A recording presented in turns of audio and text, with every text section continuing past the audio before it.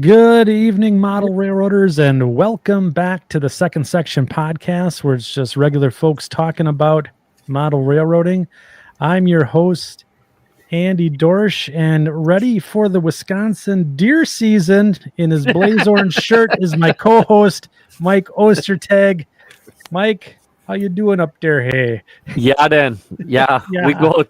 We go shoot some bucks like some 30 pointers or You gonna hunt for the 30 pointer? No, I am staying as far a hell away from that stuff as I possibly can this year. I didn't do anything. I didn't do any prep. It's just, and I think public land is just going to be insane. So Yeah, I'm just not. No.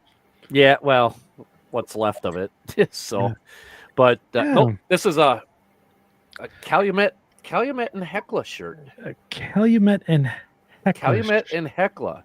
There was a ore mining railroad up in Upper Peninsula of Michigan, and connected with the DSSNA and Sioux Line, and just north of Houghton, Hancock, Michigan.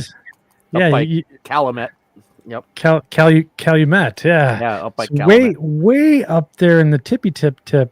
Yeah, we're getting close to the Keweenaw up there. Yeah, we're getting way up there. Yep. Pretty high. Yep. So we gotta look at the crew we have tonight on screen. I know. And this is gonna be awesome. I love it when the Home Shops crew are on because they roll deep, and it's just we got a big crew, and we got a lot of awesome topics tonight. Tonight's the night where we're going to talk about pretty much everything that was on the thumbnail, the cars, the different railroads, why they're shaped the way that they are, and they're all weird and funny looking. But yeah, we have the crew from Home Shops here, Doug Watts and Chris Palmieri. Welcome back, guys. I have your voucher for the free meatball sub. It's in the back. So you guys have been on over the five-time mark now. How you been, Chris? Been good. Been busy, but been good. A lot of exciting stuff going on. Yeah, that's good. And I see Doug Watts is back with us. Welcome back, Doug. How you been? All right. How about yourself? You know what? I'm standing tall and taking breath, so I'm doing pretty good. So, and then joining us again, from our V&O episode from the Virginia and Ohio, we have Brad and Brady McClelland. Welcome back, fellas. How are you? I'm good. Good. It's good to see you again. Brady, how you been? Good. Thanks again for having me on. We just got speaking of snow, probably not as much as up north there, but we actually got a little bit here in Ohio. Actually, it was kind of crazy for this time of year. Yeah. So I have to say those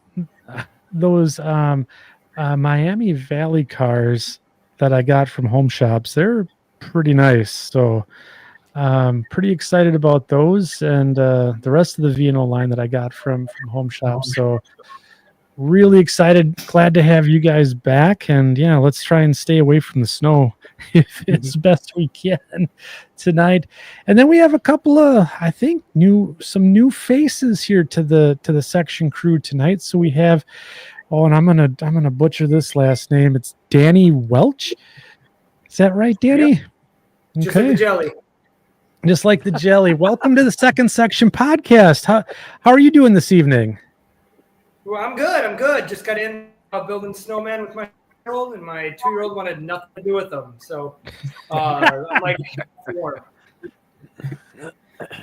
And then also in the upper right hand, or at least my upper right hand corner of the Hollywood Squares this evening, we have Jim. Wow, this is the one I'm going to butcher. DiPaola? It's DiPaola. DiPaola. Oh, so close. I'm sorry. DiPaola. Just like it sounds. Yeah. Just like it sounds. Welcome to the show, Jim. Welcome. I'm glad to be here. Thank you. I've been known as Dip my whole life, so I just nobody could pronounce it, nobody could spell it.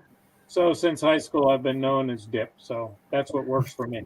Oh man, That's well. I'll stick with Jim. If I get out of hand, I'll call you Dip. But welcome to the show. I'm very excited to dive into your backstory this evening with the Home Shops crew here. So, Chris, we have a pretty jam-packed show tonight.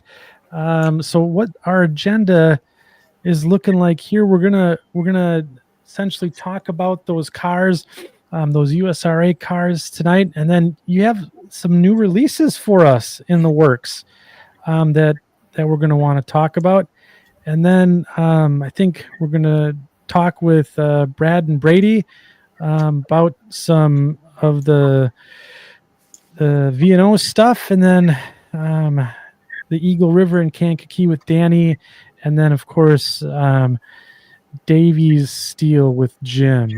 Did I miss anything this evening? No, I think you got it all in there. Appreciate Yeah. you having on to talk about all this stuff.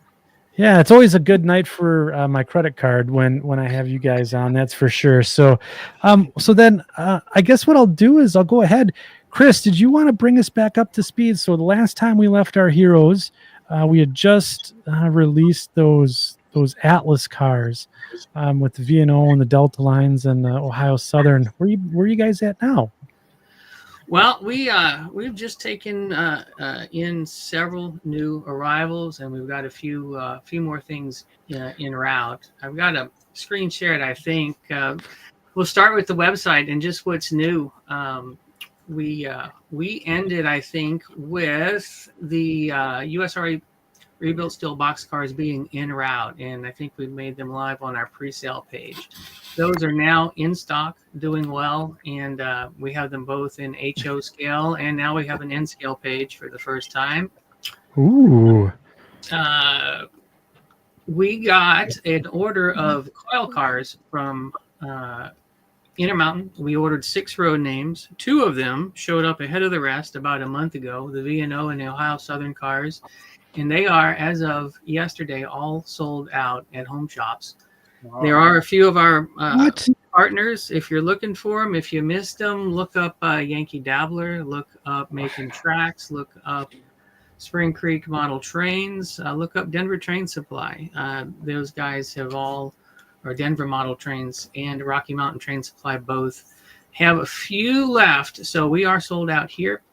And then we got in available for sale today. They are in stock. I've been making labels and web pages for the past week. The other 4 road names, which include Tony Kester's Allegheny Midland, the Davies Steel Corp, which was, of course, begun by Dean Freitag. And we've got Jim DiPaola on board today to tell us all about that railroad and his connection and all the things that are related to it. We've got the Eagle River in Kankakee, which is Danny Welch's freelance road. It's one of the ones that when I got back into model railroading and freelance, I leaned heavily on the Facebook pages for freelance model railroading, and I just was drawn to his railroad and his post. So extremely excited to bring that car online and give everyone an opportunity to add one to their fleet. And our second Seaboard Central car, this is, of course, Tim Garland's Freelance Model Railroad. He's got a YouTube channel. He puts out a video every Saturday. We did an Intermountain PS 5277 box car in this scheme, and it sold out very quickly with his following. So these 4 cars are now in stock and shipping immediately. Those are beautiful. Yeah, I mean, they're just extremely colorful cars. Tony Kester, I just got an email from him. He received his set of them in the mail. So I have a question. So do you have a 5-timers club too? So Tim Garland, that's his second car, and the V&O, they're up to 3. They're up to what, 3 or 4 now. So I mean, a couple of meatball subs coming their way. I gotta be soon. I would imagine the McClellans have exceeded the 5-timer. I would think the V&O has. We started with the tank car. We did a depressed center flat car. We did the 2 versions of the USRA box car, the V&O and the V&O Miami Valley. We've got this coil car. This coil car, I guess, would be number 5. And then, of course, there's 3 more V&O products we'll be talking about here shortly that are available for pre-order now. Oh, my goodness. Brad and Brady, I guess I owe you. Thank you there, Andy. Yeah, it's for the meatball sub. Hey, Yeah, I'm I'm happy hungry to now. I'm happy to spend your money, Chris. Thank you. And then also on hand in stock, we really didn't announce this one. It's a very small run of cars. It's our second Prairie Shadows car. We did do an episode, I think, about 5 months ago with the folks from Prairie Shadows with the Trinity 50-foot high cube box car. 2 of those roads are sold out, and there's just a handful of MD rail cars left. But we've got Stephen Reeves, Canadian Atlantic Railway, in 3 numbers. He's of course up in Canada. Yeah, he's moderator of 1 or 2 Facebook pages, and he's got a page for his railroad system here, and he's got he contributes quite often to the freelance page. So just a gorgeous car. And our second Chinook Lines offering, we did an 86-foot box car, which interestingly was designed for corrugated cardboard service in the Pacific Northwest, which is a service that some of the big box cars got recycled into, no pun intended. But we have that gorgeous car available in 3 numbers as well. So this is all new stuff that's available now in shipping. I wanted to make sure everybody knew about that. And then we've got the N scale page, which is of course just the USRA box cars that are in stock. We've discussed those earlier. 2 road numbers of each, except for the VM, which is the only one of the roads that's actually modeled in N scale by Steve King. So we did 4 numbers of that one. Thought that would be appropriate.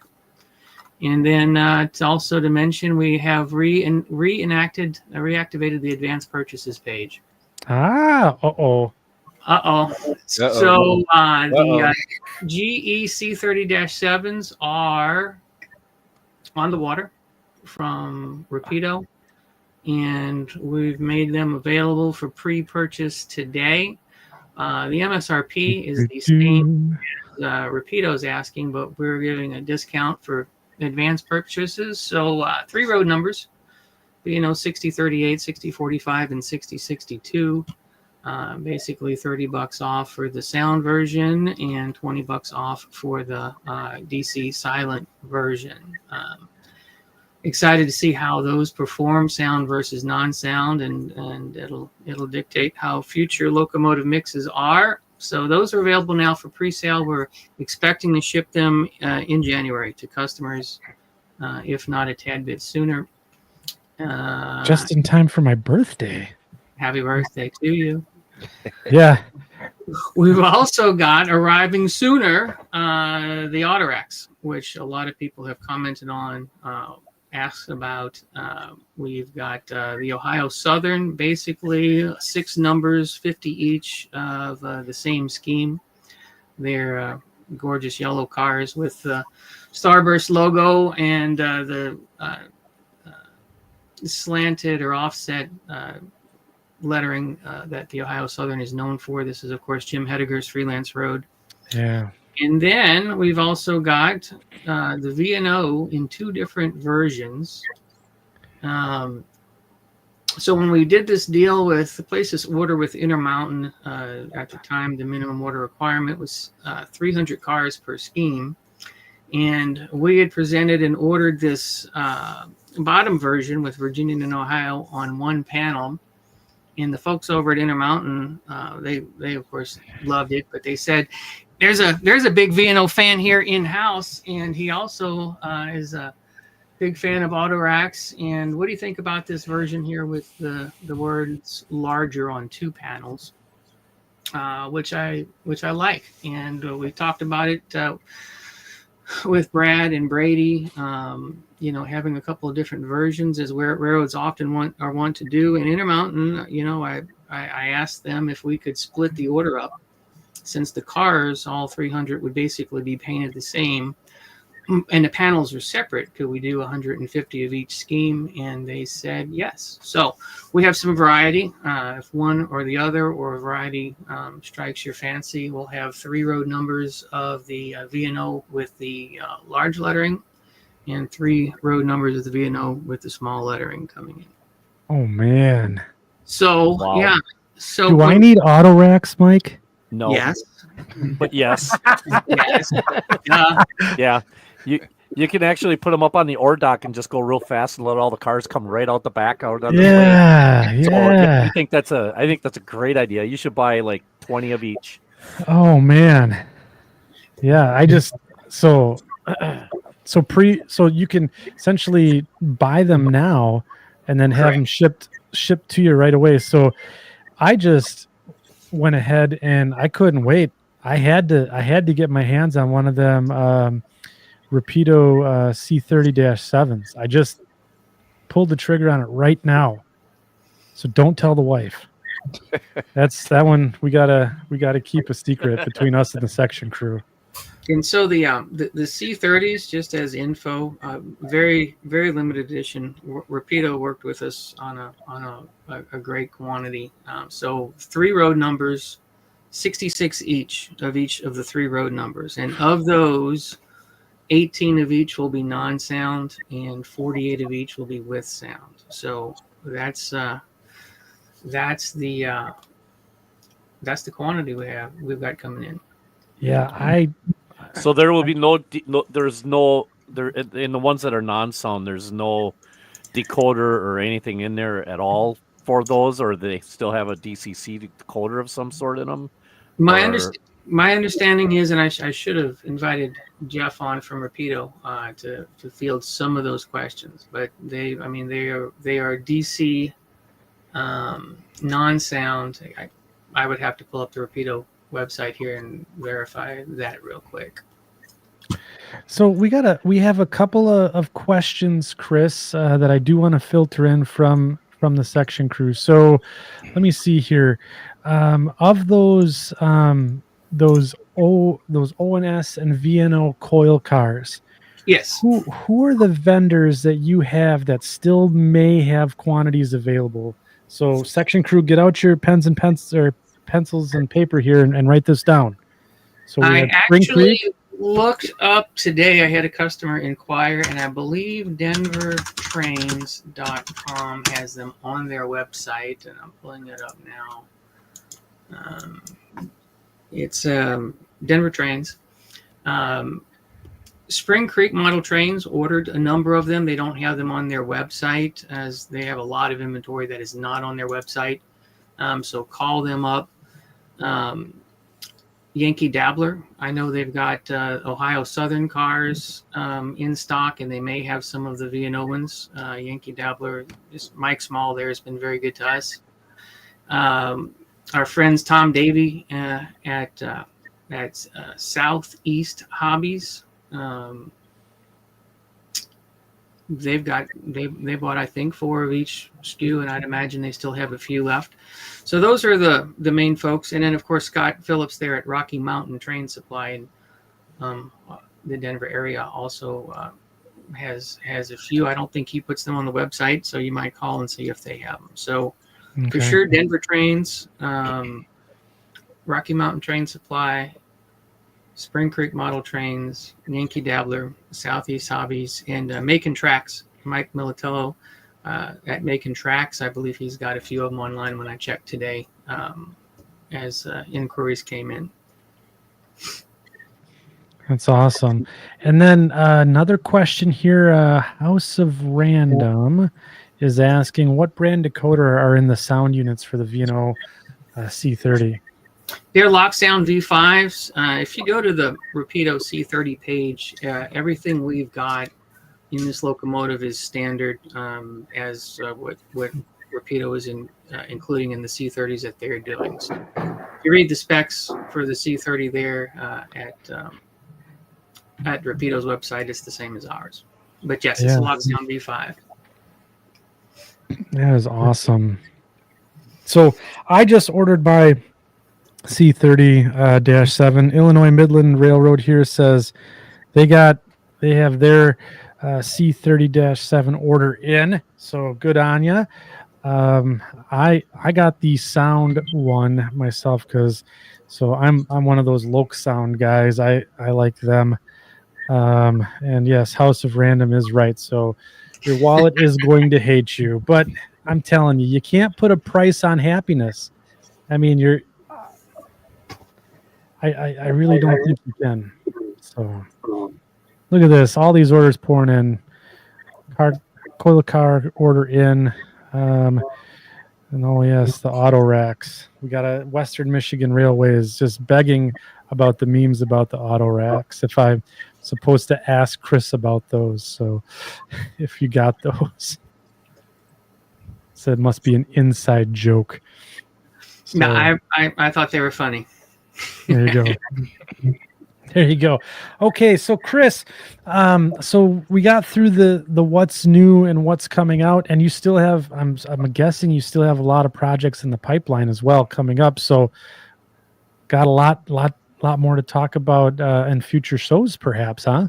Oh yeah, there's plenty in the pipeline to talk about, but for today, you mentioned earlier the large group here, and Yes. in this business, when you're doing projects with different manufacturers, sometimes there's a bunching of arrivals, and with what we've got coming in now, I thought it would be a great opportunity to get some of the folks who are involved with these railroads and have a conversation and revisit some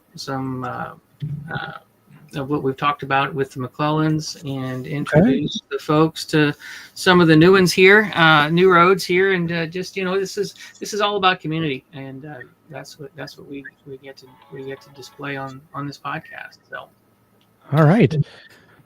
So how did you want to do this? So I have an outline here. So we have the McClellands back on again to talk about the C30-7 and the project development there. Did we want to start there? Or did we want to go a different route? It's up to you, Chris. I'm going to let you steer the ship this evening. well, all right.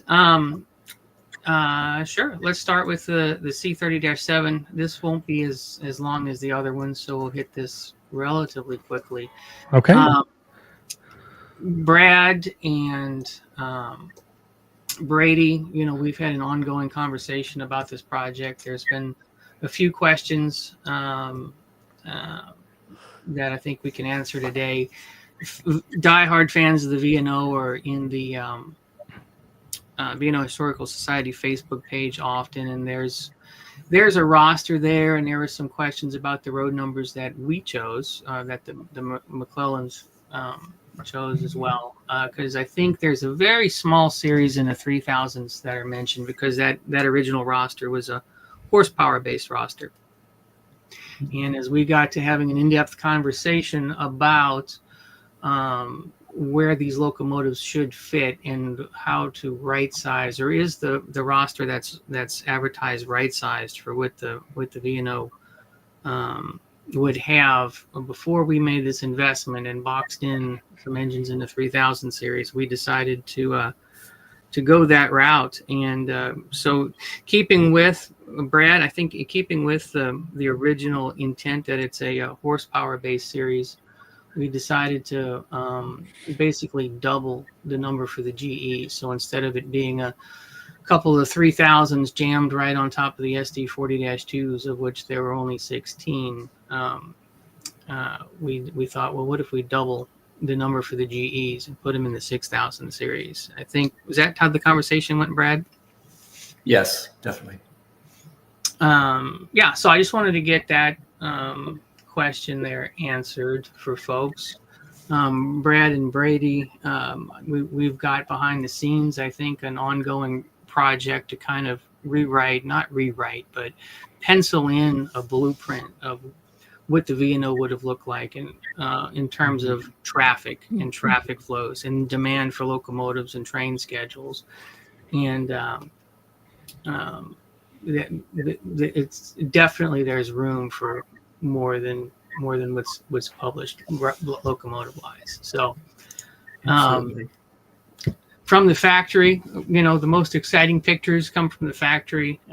We don't get to own the composition sometimes, but these are photos from the factory. The first ones that were presented. A lot of detail. You can barely see it, but the MU receptacles are numbered underneath. They've got the painting on the striping on the edges. The grab irons are colored accordingly, blue, white, and white. The white grab irons on the blue plow reflected on the back as well. Just an amazing amount of detail. And these locomotives have the metal, the hybrid metal stanchions coated with plastic, so they're pretty durable. Oh, hey, really? Chris, I have a question about these right away. So, Go ahead. I might have missed it. Are these based or piggybacked onto a specific prototype C30-7s? They are.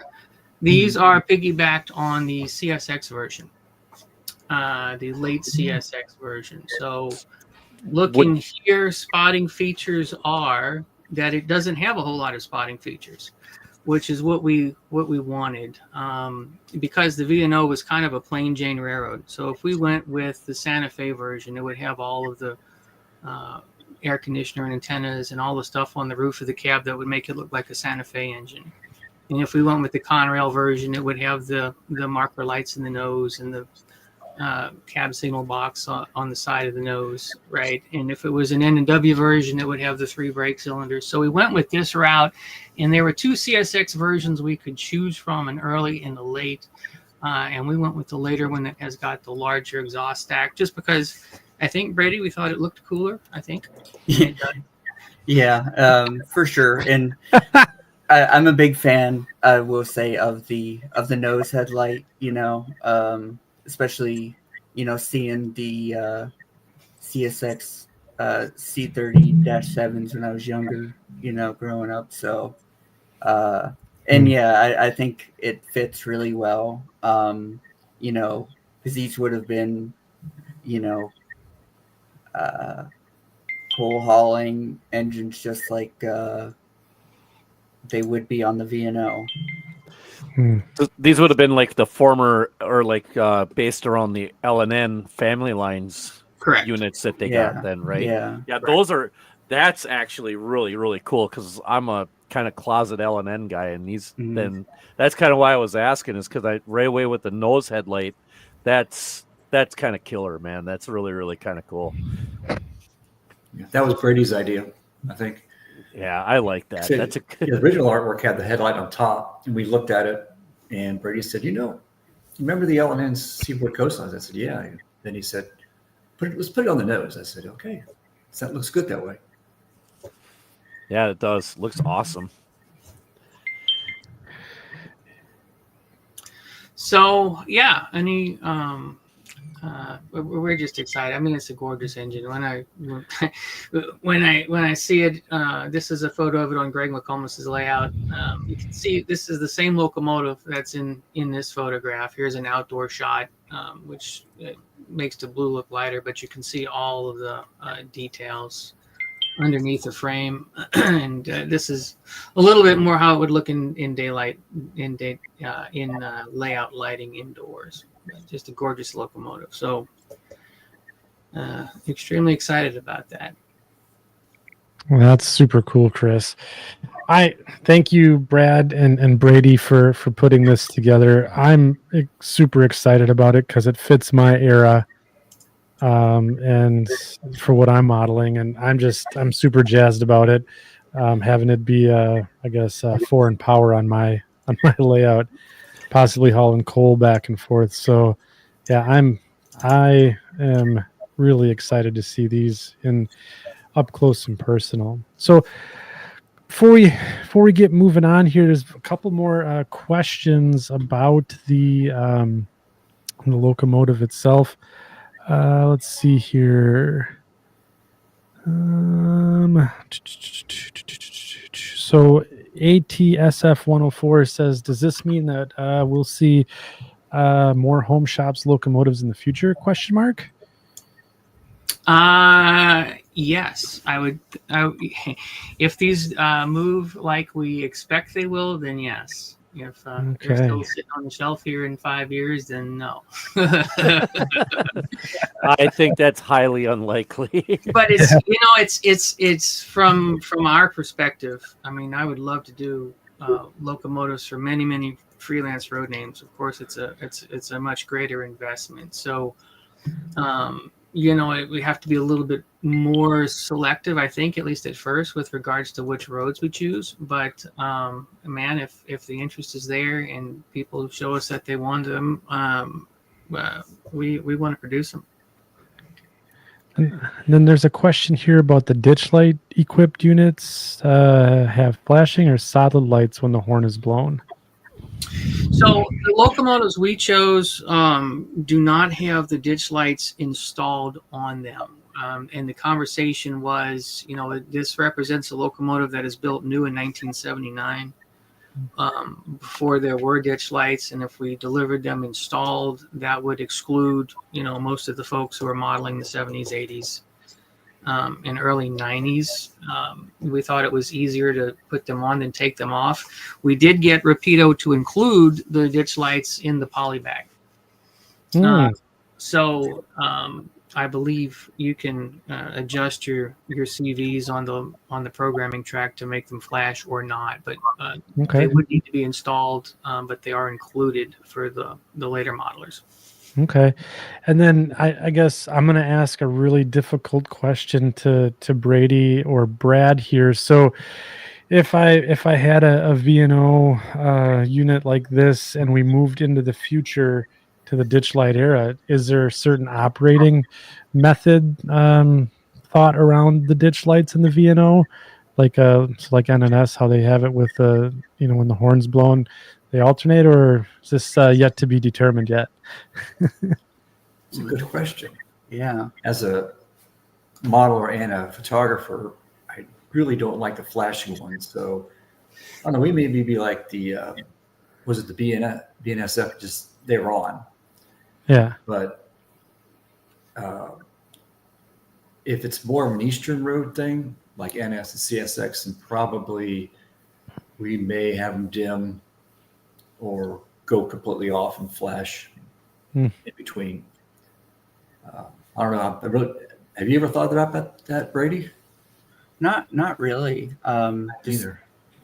Just because I don't really model, the ditch light era, but that is a very good question because I do think it probably would be more fitting, like you said, Dad, for the location, having the flashing ditch lights, even though they are, if you're rail fanning, you'll know if you're taking a picture of like a CSX or NS unit, if you take the wrong at the wrong time, you get a big flash where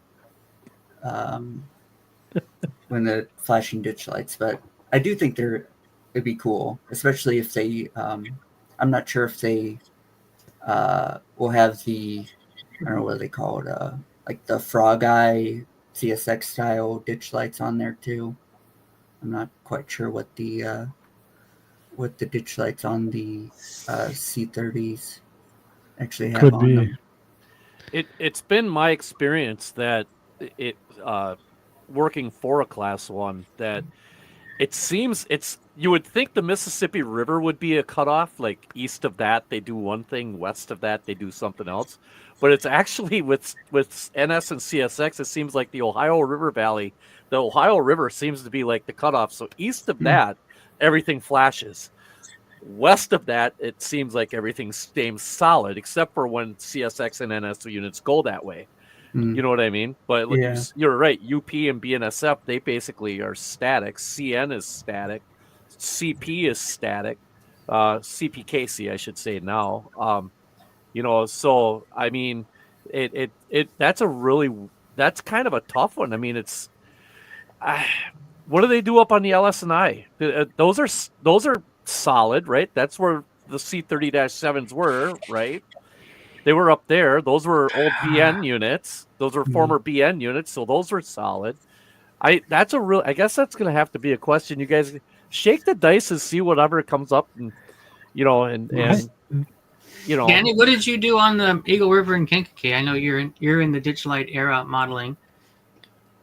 I just kept them solid, to be honest. I didn't have the programming ability to do that. It sounded a little high end for me, so I kept them. I kept mine solid. I'm right. I live in the Chicagoland area, so solid or flashing, we get both. You blink and you get one or the other. So it's kind of the dice roll for us too.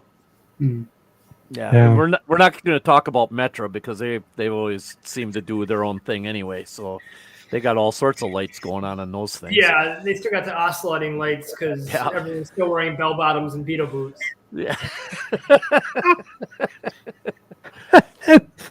Oh man, that's awesome.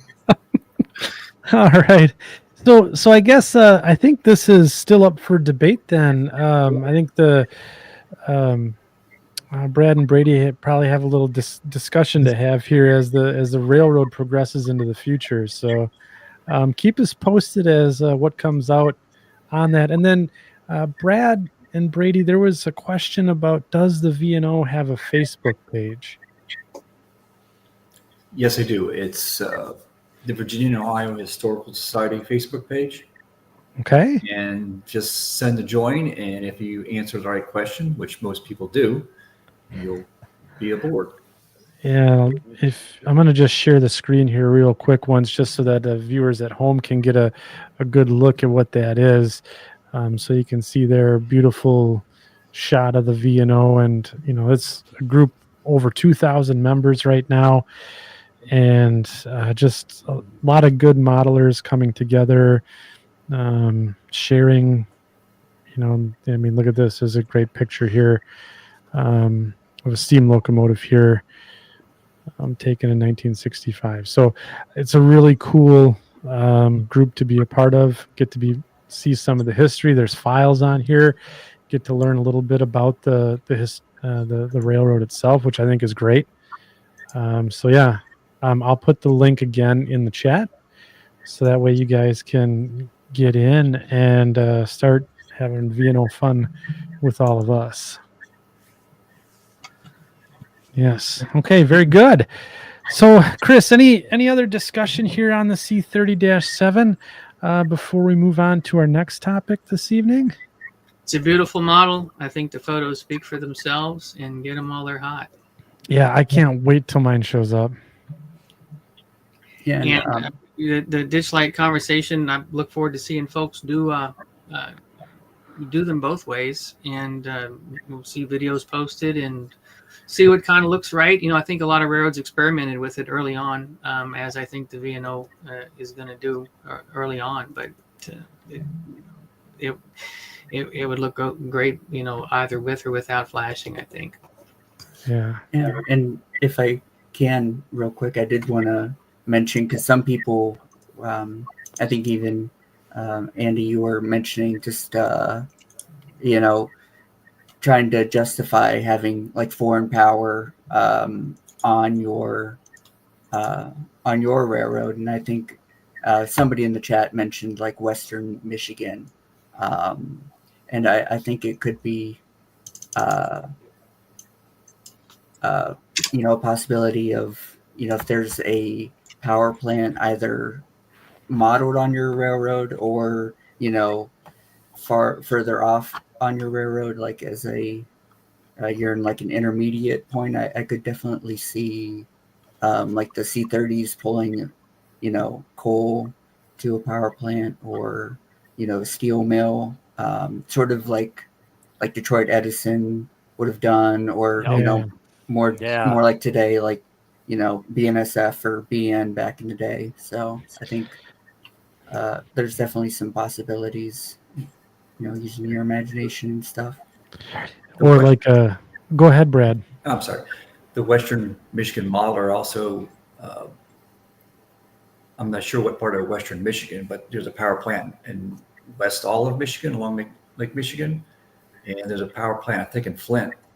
And that could easily receive West Virginia coal. So there's your meaning to have maybe 3 of them on a coal train. There's- Or would be more logical. There you go, Chris. Well, sure. You know, this conversation here, I just want to remind everyone that these locomotives do have wheels under them, and they can float around the country. And you know, for example, Brady and Brad, the premier train on the V&O is 97 and 98, and that's a train that runs from St. Louis to Potomac Yard. Mhm. And the St. Louis end, I'd imagine it would be on the Terminal Railroad Association of St. Louis Yard. Is that where it would terminate? You know, my point is these locomotives, they end up on trains in parts of the country where, you know, who knows who's going to grab it and send it anywhere. I've seen it happen all the time in the real world. And, you know, perhaps, you know, the UP or the NS or somebody, you know, is owed horsepower hours from the V&O, right? So there's all kinds of reasons to say that this locomotive with wheels under it is running around on your layout if the era is appropriate. Yeah, UP-8s never get used for, or -9s never get used for switch engines ever. You know, I mean, those things never happen to do that. I mean, I can neither confirm nor deny those, you know, that has ever happened. And I mean, I was just thinking that, and I saw a couple of guys in the chat also talk about horsepower hours and stuff like that. So there's the possibility is absolutely endless as to where these things could go.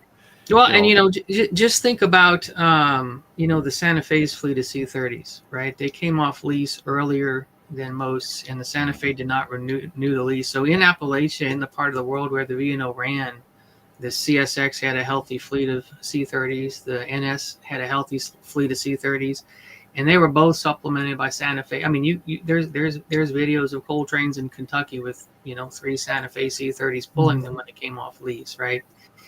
So I don't know. Maybe in your world, the V&O did not like them and did not renew the lease. You know, there's just lots of stories that can put a locomotive where you might not immediately think it belongs. Or they end up on the split rock mining. You never know. I was waiting for that to come up. I was waiting. Well, I like one of the things I'm thinking of doing with mine is basically an all rail ore train, you know, back to maybe like Wheeling, West Virginia or something like that, where they had steel mills, you know, to, you know, come back and go back and forth, you know, between the mines where I have them and coal country, so to speak. I can tell you on my Meridian Speedway, you know, in my world, these C-30s will be rolling through North Louisiana and Mississippi on grain trains that originated in Ohio. That's going to be my storyline, right? Nice. And they're going to Houston or Beaumont or Mobile for export. Why not? You know, let's do that. There was one question about the West Coast, and stepping back a little bit to Chris's question, that we would connect to a terminal railroad in St. Louis. And like you said, who knows where the locomotives went. We also power pooled with the Erie Lackawanna out of Marion, Ohio to Chicago. So we would go to Mansfield, hand the trains off to the Erie, then the Erie's responsibility to classify them in Marion, Ohio. Then they would take it to wherever terminal railroad in Chicago. So right there, that opens up the West and the East Coast too. Yeah, which would have probably been the IHB in Chicago, who was jointly owned by the New York Central and the Milwaukee Road, which means those could have ended up in Minneapolis, St. Paul, or all the way out in Washington State, or transferred at Minneapolis to the Burlington Northern or somebody like that. There's so many different connections that can be made that these things could end up, good Lord, they could even end up in Canada. Now let's not get carried away. Well, No. you know, heck, most of these most C-30s that are still running are in Brazil right now, having been recycled. So who knows? We'll put BBBB trucks under them. And Oh, Ugh. that would be Those are actually kind of neat looking. I hate to say it, but they are kind of neat looking. But I keep on just They're cringe ugly. at trying to get them on the track in the first place. I think would be, ugh. Yeah, this is good discussion about these locomotives and where they could be. I like it. So, all right. So next up on the Hollywood Squares or the agenda this evening, we're going to talk about. Let's see. Let me see. I gotta do my reading here. Let's do the Danny arcade. Welch. Yeah. Danny Welch. Yes, you're up in the hot seat now. So thank you for being patient with us this evening, and why don't you just for those in the section crew who don't know who you are, why don't you go ahead and give us a little backstory on yourself, your modeling interests, and then the Eagle River and Kankakee, because I'm looking at some stuff on Facebook right now, and dang, it is awesome. So a couple of things, like a lot of us, my dad was a model railroader, so I kind of got into it through him. He grew up in Northbrook, Illinois. So he was a big Milwaukee Road guy. He was big into super detailing trains before it was cool, and he would buy some Athearn Blue Box engine, and then it'd be magically transformed into this work of art, which was always insane to me. He had a layout in our house. I forget the exact dimensions of it, but it's we still have it. We still use it. I was on it last night. It's a old school DC layout. I want to say it's like 25 by 16 or something like that. Got a little bit of the old school spaghetti soup bowl style track work. But my brother and I still run on it quite a bit. I got into it at a pretty young age. We were prototypical-ish. For whatever reason, I liked the Burlington Northern. I just like the color green, I guess. We lived one block from CSX tracks. So kind of whatever went down the tracks when I was 6 is what I wanted to go down the tracks in the basement. But after that, I got into model railroading a little bit. And the childhood rebellion thing, I started wanting to do things that my dad said he didn't like. Like I would run elephant style engines, and he would say, "Well, that doesn't look good," and I would be like, "Yes, it does." And then at like 8 or 9 or whatever, then one day he said, "Well, you can do that on your own railroad." And I said, "Okay, I will." And I kind of dismissed it. And then we were at a hobby shop one day. And I was like poking around or whatever, and I came across Model Railroader magazine that was talking about the Utah Belt. It's weird. I've never seen a railroad before. What railroad is that? And then he said, "Oh, it's a freelance." And I said, "It's a what now?" And he said, "It's a fictional railroad. It's one that somebody made up." And then I remember distinctly, he actually said the V&O as well. Those were the 2 freelance railroads that he knew of. And so like 10 years old, I became an entrepreneur and started designing my own freelance and all that. I picked Eagle River and Kankakee for absolutely no business or logistical reason. Those are at that age were my 2 favorite places to go fishing. So I was like, sounds good to me, man. Perfect. So Kankakee, Illinois. And I was like, fish? And he was like, "I don't think that's not gonna work." And I was like, "Well, like in your world it might, but in my world it will." So at like, I don't know, 10, 12, somewhere in that area, I bought a undecorated blue box car. My dad was an expert, modeler, so I knew I had all the techniques and all of that, and I ended up making my own box car. I still have it, and hit college and kind of, like a lot of college kids, kind of stepped away from the hobby. Came back. I got really big into armor modeling, so building scale dioramas and things like that. My grandfather was a Sherman tank commander, so kind of cool. That. And then I went to my family's layout, and my brother said something like, "You should get into trains." And I was like, "You're an idiot. I'm not doing that." You're an armor guy. You weather all the time. And I was like, "Well, yeah, that's like my favorite part of the hobby." And he was like, "People will pay you to weather trains, right?" And I was like, "Shut up. You're an idiot."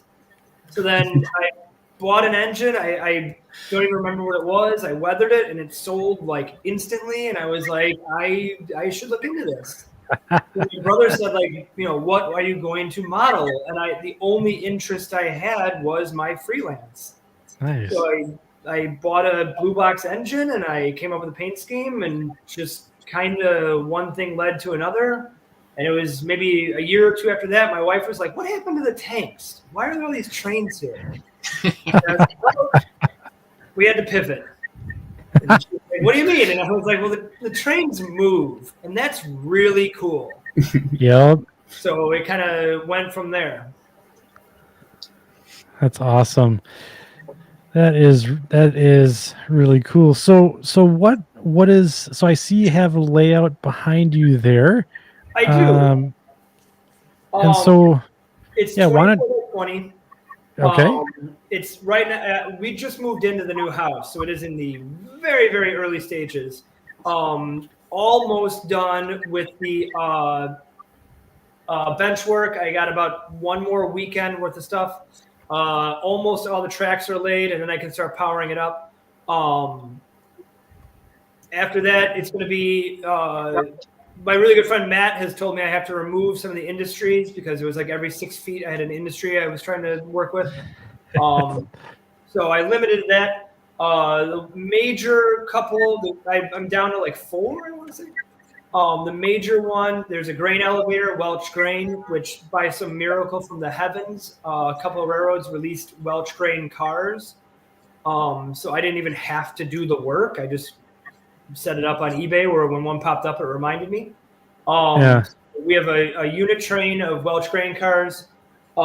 Behind me, if you can close your eyes and squint, you can see where the tractor factory is going to be. It's very loosely based in Peoria, Illinois. So the rationale behind that is I have a 4-year-old and a 2-year-old son, and they like tractors, so tractor factory it was. There you go. Past that, there's a fictional town which is set on the Illinois-Wisconsin border called Duville, after my initials, because apparently I'm a narcissist like that. Hey, man. It's all right. I feel like every freelance person has a little bit of that in them. The major thing with that town is I actually took a couple of the Walters rolling mills, and then the front portion of the Walters Ford assembly plant, and I built a giant hockey rink. Because that is one of my other passions. So it goes by a huge hockey rink. Then if you look, the wall directly behind me is where my work area is and where I do all the weathering and all that stuff. But on the other side of that, there's a paper plant because my wife is a reading specialist. And I wanted her to have some part of this. So she was like, no, I'm good. And I was like, no, you got to have like something. So she was like, what about like books or paper for books? And I was like, yes, we can do that.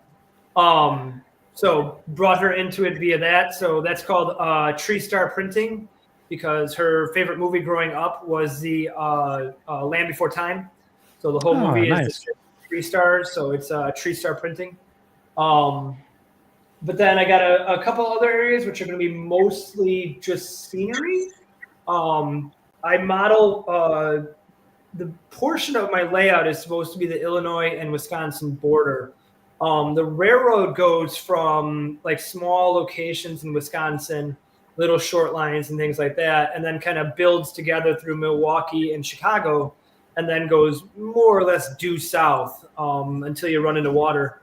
And then I have one that goes not a line that goes to St. Louis, and another one goes to South Bend, Indiana. So it's kind of like a big plus sign in the Midwest. That's cool. That's awesome. So I gotta ask. So I've been snooping around on Facebook, and Chris posted your link here to your page, and I'm just looking at some of the locomotives that you've done. These are fantastic. Thank you. I appreciate that greatly. Do you mind if I share some of it on screen? I'd be offended if you didn't. All right, good. Here we go.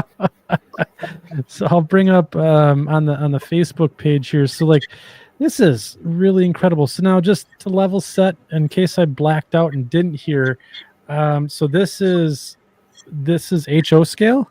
Is that correct? Yeah, the layout's HO scale.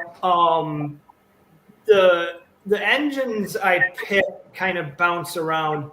It is a modern layout. I modeled it a little bit after the Utah Belt, where it's constantly modern. I haven't had to get to the point where I've had to remove engines off of my layout because that'd be heartbreaking.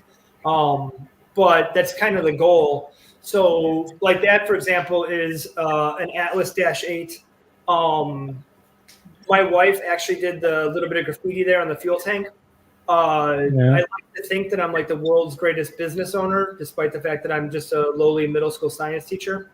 So I kind of modeled that graffiti as if the ER&K was one of the very few railroads that did well in 2020, like somehow avoided all the business issues and things like that. So I did that one. The wife did the graffiti on that one, which I'm eternally grateful for. I do have a very few patched out locomotives. Oh yeah. I wanted to show that one. This one. Oh my gosh. Yeah, that one had to happen. I'll be completely honest on that one. I came across a YouTube video of Idaho Northern Pacific engines that were more or less abandoned in California. And I had never heard of the railroad before. And when I saw the paint scheme and saw that they were abandoned in California, I just had to save them. It was like finding a puppy outside or something. I was like, I have to make this mine.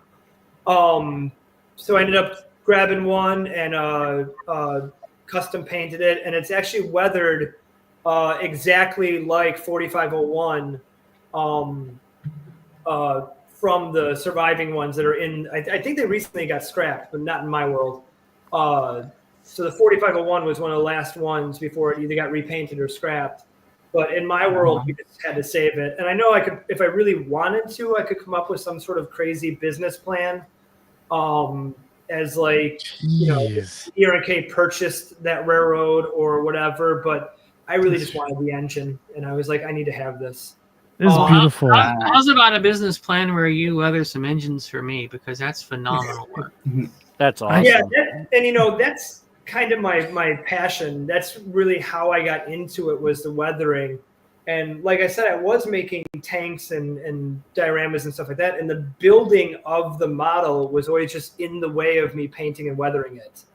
So one of the things that sold me was when people were like, you know, the engines come pre-painted. Like, you just take them and start weathering them. I was like, yes, I will do that. So that was really where my passion was on that. I only have a very few patched out locomotives because I kind of feel like patching out the locomotives is cheating sometimes. But Not like, when you do it like this. Yeah. Thank you. But I only have a handful of patched out locomotives. The other one, which is kind of similar to that, I just started working on, was Susquehanna SD70Ms. Not the M-2s, but the standard Ms, because I don't know if I read online or whatever that NS bought them in 2014. And I was like, NS doesn't need more engines. I need more engines. And I love the paint scheme. And then when I purchased it and I, took it out of the box and I put it on my layout, my 4-year-old was like, it's a Bumblebee. And I was like, well, we're going to have a couple more of those because he called it a Bumblebee. So got 2 of those, and I'll go ahead and get those patched out and all that, and they'll be running around pulling grain on my layout. Yeah. These are superb models, Danny. This is really, really good. And just absolutely love it. The weathering is great. I love the paint scheme of the locomotives. Yeah, me too. Yeah, I love that. That was probably where I put the most thought into this, was coming up with the paint scheme. And I'd love to tell you that I had some sort of epiphany moment or something, but I just really like the gray and black and white combination. And I, kind of putzed around and moved some things around, and then eventually came up with that. And I knew I wanted a logo of some sort. And I was racking my brain, and at like 4 a.m, I was like, wait a minute, eagle is in the title of the layout. Why not have an eagle on there? Yep. And that's kind of where that came from. Yeah, here's, I mean, looks like a couple of CSX deals here, but dang. Yeah, that is one of the, whenever I do have a patched out locomotive, and I know this is one of those like weird freelance things that we all do, I won't have a freelance locomotive unless it was actually sold in real life. So that the CSX Ace, all the tier 2 or whatever it was Aces were sold, and I think I read on Facebook or something they got sold, and I was like, ooh, I would totally have one of those. So that's when I grabbed that one and patched that one out. That's funny that you do that, because I do the same thing. I always like, that's the reason why I picked 1987 and 89, between 87 and 89 for my era, because that's when all of those weird locomotives from the Chicago Northwestern got either scrapped or sold, you know, to leasers, and so then my railroad picked them up. But I don't know why, I just can't, you know, I don't know. I never buy anything new. The railroad never buys anything new. It's always second hand. Well, the only thing I will say is with modeling modern times, sometimes it kind of hurts the wallet now because you're seeing more and more engines getting sold, you know, BNSF-9s and Susquehanna SD70s and things like that. And it's like, okay, I want that too. And then it's like, all right, well, where am I going to put these? This SD75i. I love This that is, engine. it's so cool. Oh man. Yeah, that is one of my favorites, and it's an Athearn yellow box, so the door came unattached. It was an undecorated model when I got it, and then I was, you know, putting it together, and I was like, why would I leave the door closed? Like, why not leave it open? It's more interesting. I was using those in DPU service, which is why it has a DPU box in the front. But then when PTC came around, there was no use for that, and I didn't feel like removing it and damaging the paint scheme. It's not former Santa Fe. It's just built to Santa Fe specs. So that one would be straight from EMD to the ERK. Yeah, this is Split Rock's got a good comment here. It's amazing how many he painted. Most freelance modelers make one with a complex paint scheme and then call it quits. But you're just like a rolling stone. You never stop. This is awesome. Well, thank you. I mean, it really means a lot. I like I said in the original conference call, I'm so honored that you guys wanted to work with me. So when you guys reached out, it was about a 3-second decision before I was like, yes, I would like to do this. So the honor is mine. So you post. So if people wanted to find more of Danny and the ERK, you are out. You do a lot of posting on the Freelance Railroads Facebook group. So there's a couple of Facebook pages that I work through. The ERK, Eagle River and Kankakee, does have a Facebook page. I have a very, very good friend named Glenn. He runs a couple of freelances of his own, and I call him my storyteller because he will have these very complex and in-depth stories that he posts. And I'm always, you know, he just does it, and I'm like, yeah, that's cool. The page that I tend to run is Weasel Weathering. And it's weird you brought that up at that time. My dad nicknamed me Weasel as a little kid. So when I started weathering professionally, I just went to Weasel Weathering. The GIF there that's popping up is actually an engine I did for my dad. When I was very, very little, I want to say 8-10 years old or whatever, he got a phone call from a long time ago friend. And like out of the blue, and I was sitting in the living room when it happened. I remember distinctly. And the guy said, "Do you still do model trains?" My dad was like, "Yeah." And he said, "I work for the Make-A-Wish Foundation, and we have a kid with a terminal illness who wants an HO scale an HO scale layout." Oh, and dude.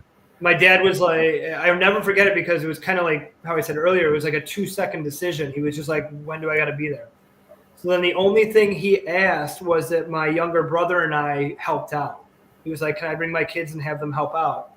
So we got to meet the kid. It was a super cool experience. I loved it. So when my dad passed away, I knew I had to do something for him. So I did that engine as a Make-A-Wish type of heritage unit. So if you look at across the radiator at the top, it has my dad's name, and then the rest of it is Make-A-Wish decals that I came up with. That's really cool. Well done. That's slick. I like that. Are you a graphic designer, or do you have that skill set in your background, or is it just a little side hobby of a hobby? I have copy and paste in my background. There you go. Nice. So Control C, Control V. Yeah. You got it. Yeah. I did work in the print industry for years, which was super handy because I could print my own decals at work when no one was looking. But I didn't hear that. right, exactly. So the original decals that I used for the ERK are a Microsoft Word document, which tells you the level of graphic design ability that I have. The work I do now is I'm a middle school science teacher, which has nothing to do with graphic design, mercifully. That's awesome. Well, I'm sure that a handful of people are going to be joining your Facebook group, and then you said you had another one called Weasel Weathering. Yeah, that's the one that like I said, my good friend Glenn does most of the storytelling on the ERK. The Weasel Weathering is what I tend to do. It should be that. Yeah, that's the back of my head right there. That's the one that I tend to do. That's more weathering generated. So you won't see just ERK stuff. You'll see weathering I do for friends, or you'll see prototypical weathering. I actually have videos on there on how to weather. Like I said, teaching's a passion, so you just kind of can't turn it off sometimes. And I've done videos on how to weather things. So that's the one that I kind of run a little bit more directly. Okay.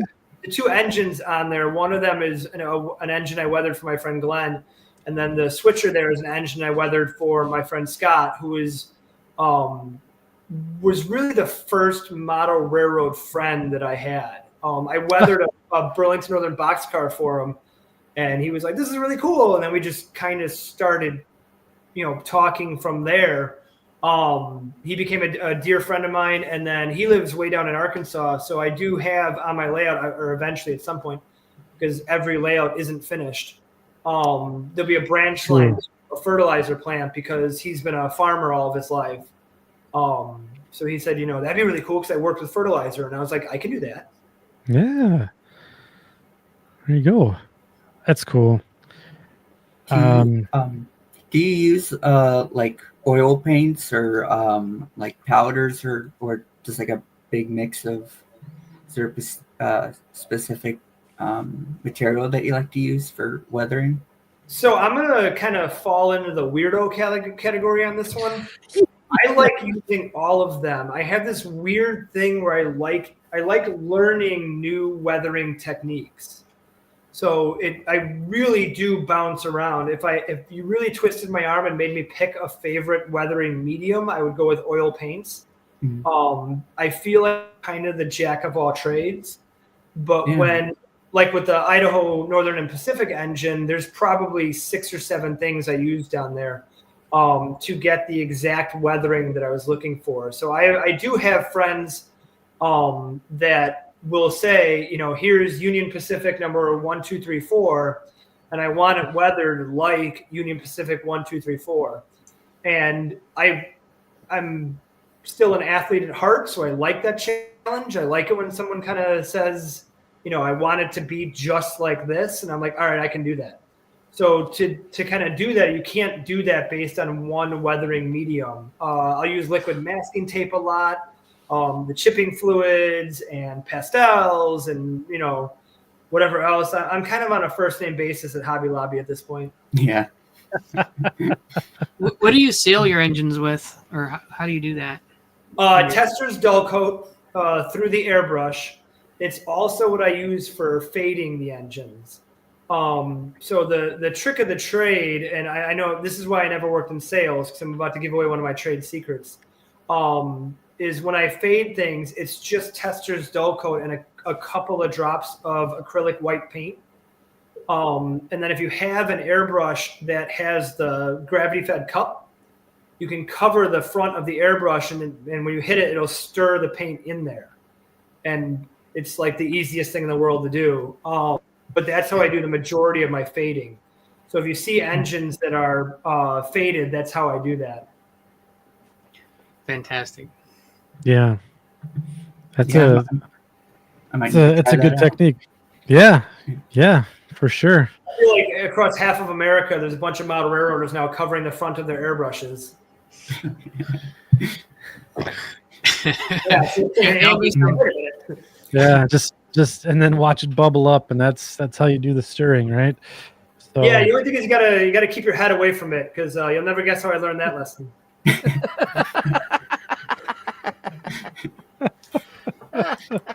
well, looks like you're still all in one piece, though. So it looks like you weathered that one pretty well. Pun intended. Yeah, that was there. That was there. I was That's like, I awesome. can't let that one slide, man. Yeah, fair enough. Fair enough. Well, thanks, Danny, for sharing that, and I will post. I'll catch up your links here and get them put in the show notes, so that way we can have your groups and pages out there, so that everyone else in the section group can join and be part of the fun as well. So now we're gonna come over to Jim here. And we're going to talk about Davies Steel and a few other things. So, Jim, welcome. I'm going to make you go through the same song and dance that we made Danny go through with the little bit of background for the section crew that doesn't know you, and then what's your modeling interests and kind of where you're at today with modeling.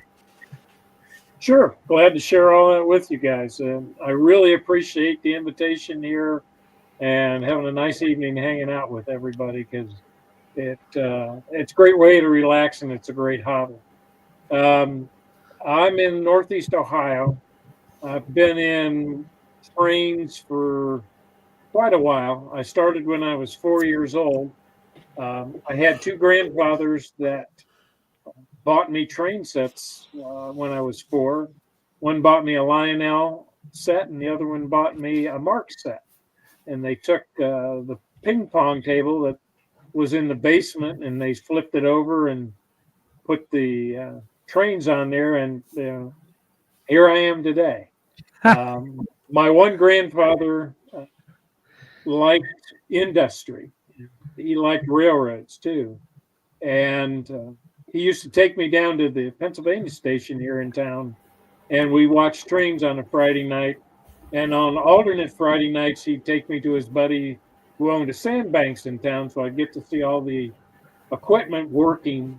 And so probably about 4 years old is when I got indoctrinated in the heavy industry and railroads. And so both of them were a big influence. My dad never had anything to do with model railroading, but he did work for the Erie Railroad for a while. And he had no interest in the hobby, and he never told me about his days in the railroad. And when I asked him why, he told me, well, you never asked me. So that was it. So I currently have the Pittsburgh, Youngstown, and Ashtabula Railroad. And there was a real Pittsburgh, Youngstown, and Ashtabula Railroad. And I actually found a stock certificate from that railroad, and that hangs in the basement. And 32 by 26 around the wall. It's mainly steel with a staging yard and a yard for everything to come into, and then it gets dispersed to the steel mill. So, wow. So you pre-show, we were just, there's a cute little story that you shared with me pre-show, and I think about how did you obtain the square footage for your layout, and tell me the theory of the two-sided basement, because this is a good story. It's an interesting story, and I always tell it. is people are looking at the footprint of my house and looking at my basement going, where's the rest? When we originally built our house, it was 32 by 26, and it was just that footprint. So the agreement was my wife had half the basement for her washer and dryer and that, and I had the other half of the basement for drains. So one day I was working on stuff, and I looked across the basement. And was like, there's just enough room to run tracks across the washer and dryer, and not impede on the lids opening. So my wife came home and found track going across that, and she looked at me and said, "We need to talk." I went, "Okay."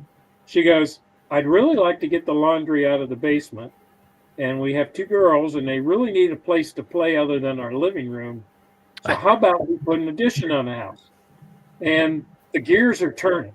It's like, oh, I could gain 15 by 30 feet of road. It's like, Right? Yep. and there was a but, and it's like, uh-oh. She goes, the 2 basements will not connect. She said, your train stay on this side of the basement, and the rest is mine. She goes, anything that comes through that wall is mine. So we have 2 separate basements with 2 separate entrances, and they do not connect. So it's a great working relationship.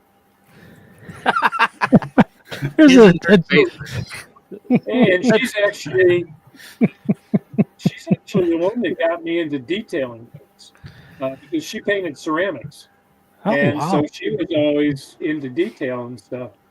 And before, there was a period of time where my career was in the fire service. So I got into fire apparatus modeling in 1/25th scale. So there was a period of time where trains kind of sat to the side, and I did that. And she looked at my trucks and said, your dials on your pump panels and everything, they need to be detailed. So she painted them. And that's where I finally got in detail. I said, wow, that really makes the model pop. So we got into that. So she's my critic on custom paint mixing and detail. That's kind of like the ultimate man cave she shed type story, isn't it? Yes. I mean, I don't know that anybody here could actually pull that off again. That's well done. You could Seriously, write a well book just done. on that. And it would save. That's awesome. It'd save a lot of weeping and gnashing of teeth. That's for sure. You don't So- even have like a little pass through. You know, What's You that, don't- Danny? I said, I feel like it would save some marriages. Yeah, Yeah. right. yeah, you don't even have like a little slide window that you can pass things through to each other or nothing. You just nothing. The only spot where there's an opening is where the HVAC stuff comes through to the old basement to the new basement. That's it. Oh, there you go. Oh, that's really good That's stuff. awesome. So here in my notes that I have, so your layout it has big industry, and the 2 main industries, there's a coal mine, right? You said? Yes, coal And mine then- And what's the other one? steel mill.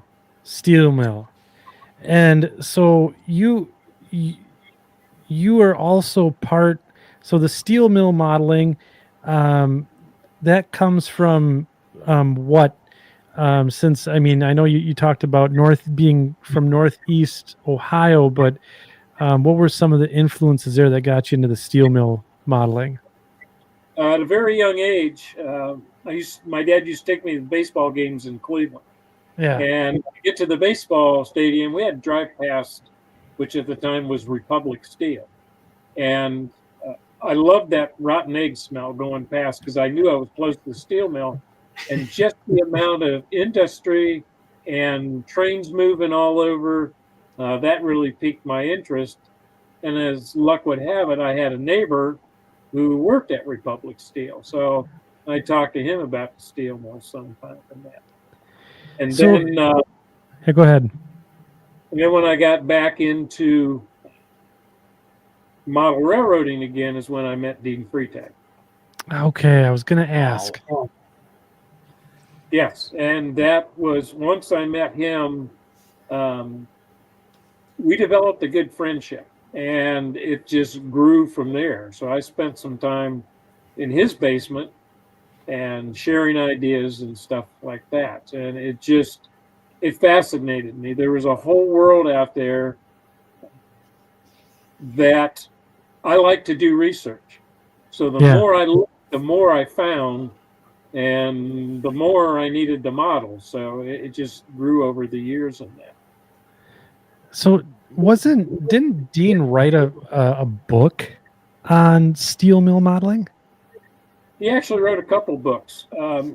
When Walthers first came out with the Steel Mill series, blast furnace and the electric arc furnace and the rolling mill and coke plant, Dean was the one that initiated that with Walthers.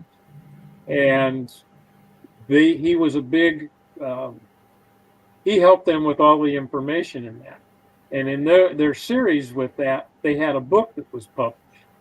So Dean actually got to spend a day up in Lorain, Ohio, at the mill up there, and was up on top of the blast furnace taking pictures. And Oh wow. so he put this book together on steel mill modeling, went with the Walthers series.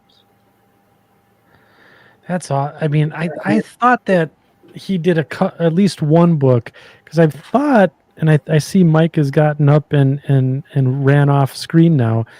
I thought I remember coming back from the St. Louis RPM this year, reading a book about steel mill modeling that Mike had bought, and I thought it was the one that Dean had written. And so I wanted to make sure that I got that little tidbit out there, because now he's left his chair, so he's probably going to look for it.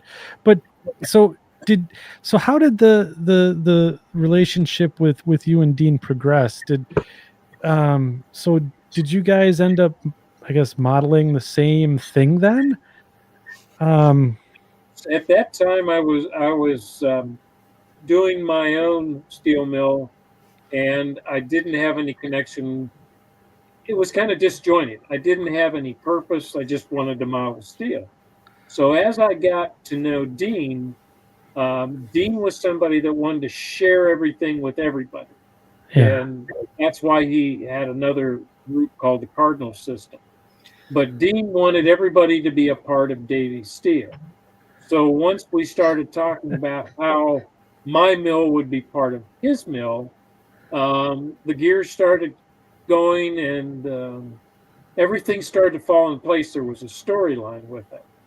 So what I model is the Pittsburgh and Lake Erie as if it would exist in today's world. It has wide cabs, it has gen sets for switching the yard, and Jeep 38s for running around. And it is the P&LE scheme. It's black with yellow lettering, and that's what I've stuck with. And that, so the P&LE bought, or my holding company, the Pittsburgh and Lake Erie, bought the P&LE and the Monongahela because they wanted to be able to shuttle stuff, coal out, and the steel products in and out. So that's how the layout scheme came, how it evolved. Okay. Now, we had talked a little bit pre-show. Did you were hunting around for some pictures, and I apologize if I'm putting you on the spot. Were we able to dig some of those up? We dug them up, and if I love this technology can get me there, what you told me about, I'm going to give it a try. Yeah. So whilst Jim is digging up the goodies here, Mike, you went and found the book I was talking about. Yeah, didn't you? I did. Yeah, that's why I said I'll be right back. Yeah. Okay. I didn't hear that part. Yeah. So No, I sent got you on the message. big screen. So what do you have here for us? Yeah, this is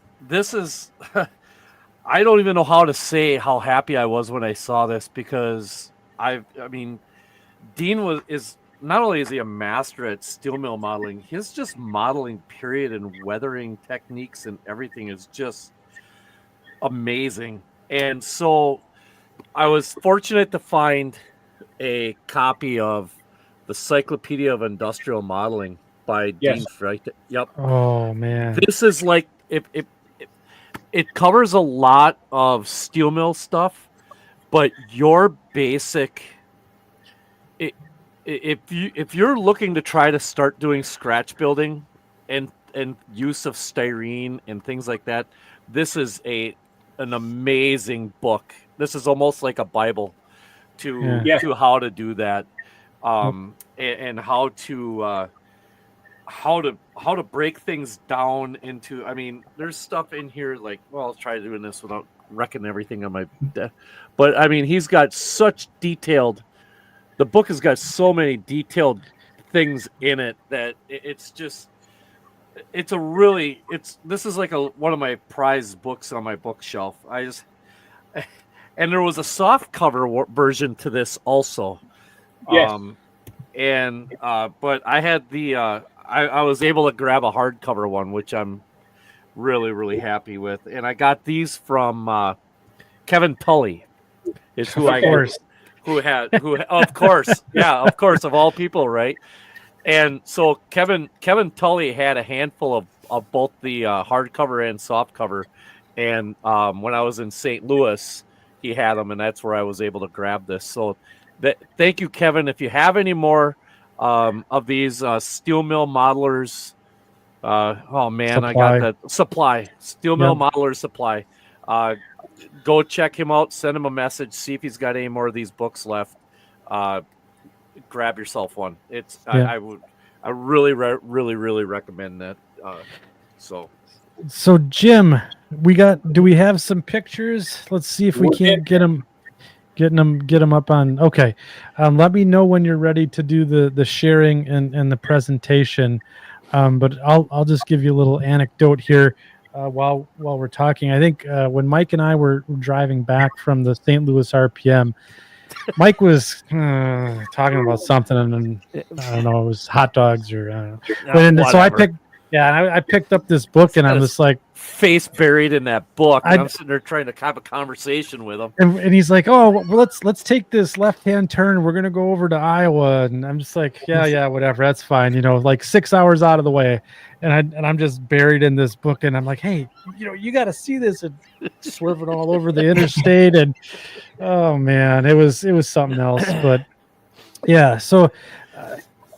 That's another thing. So there's two things that we're gonna talk about with Jim. One is the layout here, and then the other is the Steel Mill Modelers SIG as well.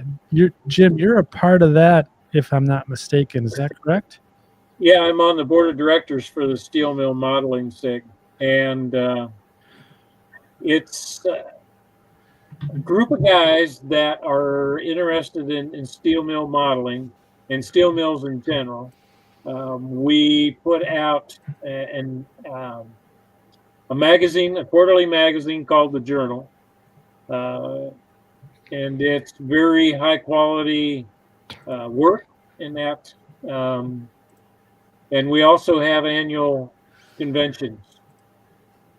And we've, part of what we've done in the Steel Mill Modeling SIG, we're an NMRA SIG, and part of what we've done is we actually built a model of a steel mill for Nucor Steel. They wanted something to use as a recruiting tool, and we've actually built a model for them. And I do have a picture of the model that I'm going to try to build up. It was 16 feet long, 2 feet wide. That's unbelievable. Wait, what? 16 feet long? Yes. It was built in 4 sections in 3 different parts of the country. And because all of us 3 guys were in 3 different parts of the country, and they made it up perfectly when they made it to South Dakota. Nucor Steel was using it as a recruiting tool because there's an engineer mining school out in South Dakota, and they wanted to do something different for a recruiting tool.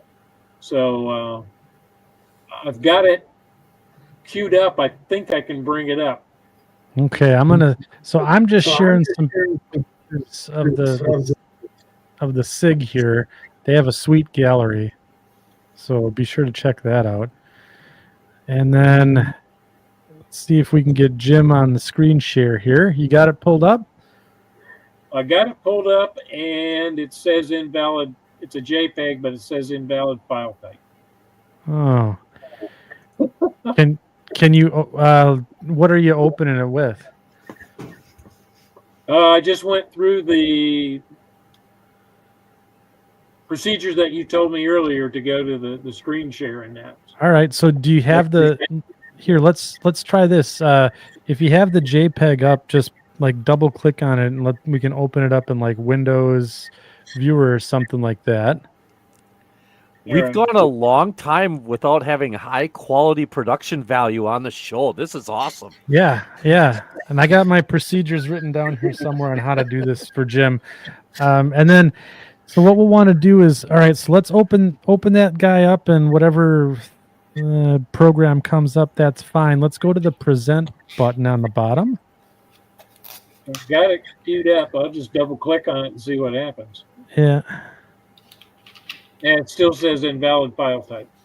So if you go to present share screen, and then on the share screen, can you just do, does it have like 3 options on the top where it's like your browser, window, entire screen? It says screen sharing is easiest with 2 monitors. Okay.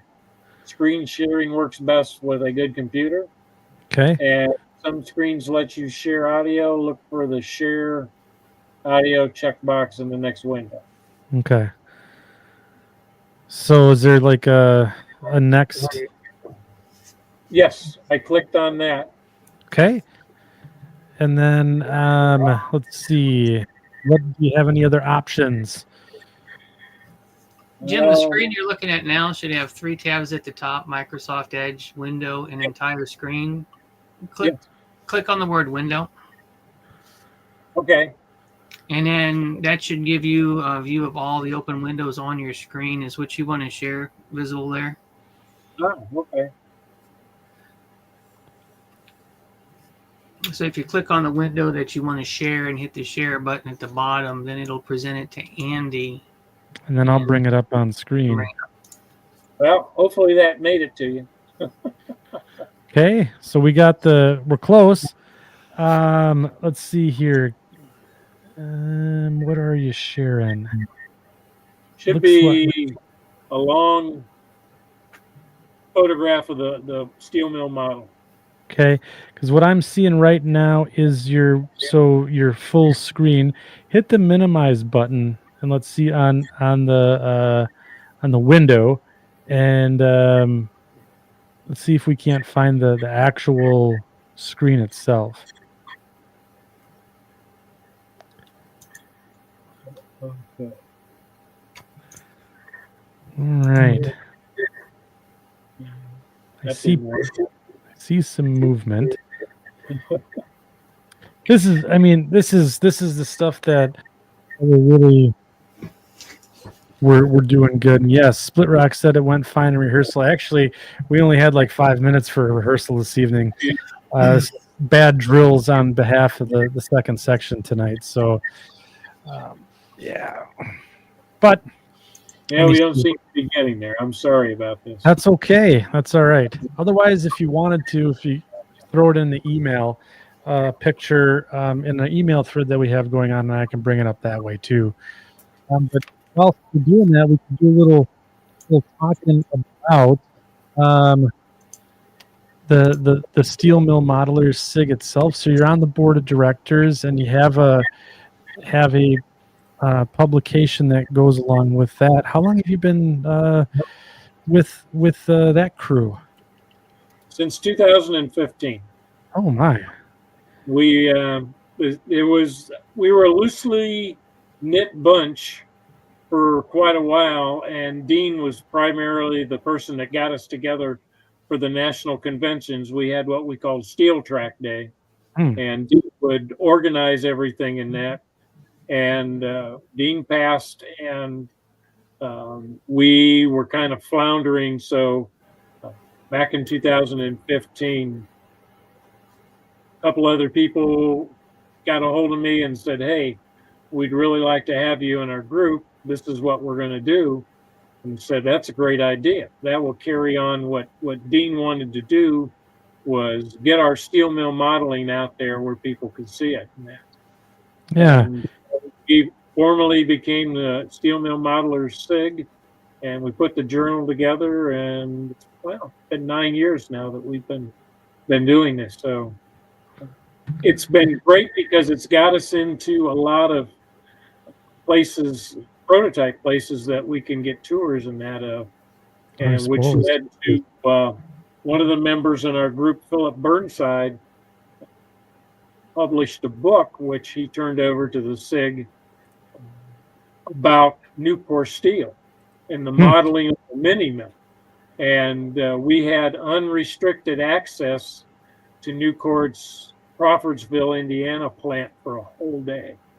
And so we picked Phil to be the photographer, and he was even up in the overhead cranes taking pictures, and put a book on how to model all the aspects of a mini mill and anything to do with steel. So it's been a lot of fun.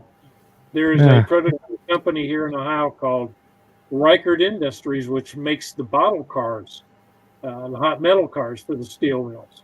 And so we've been in that plant to look around and watch them build the big ladles. And so our modeling is pretty accurate. We try to make it as accurate as possible.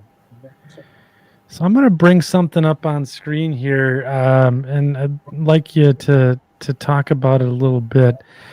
I see Chris has got something here to add to the stage, so let's take a look at this. Do you want me to do that now, Chris, or did you want to talk about the Cardinal System first? If you're talking, you're on mute. Or Cardinal System is fine. Okay, so let's bring up the Cardinal System here. So there's, I had this open. There we go. Now I'm having problems. This is very like me.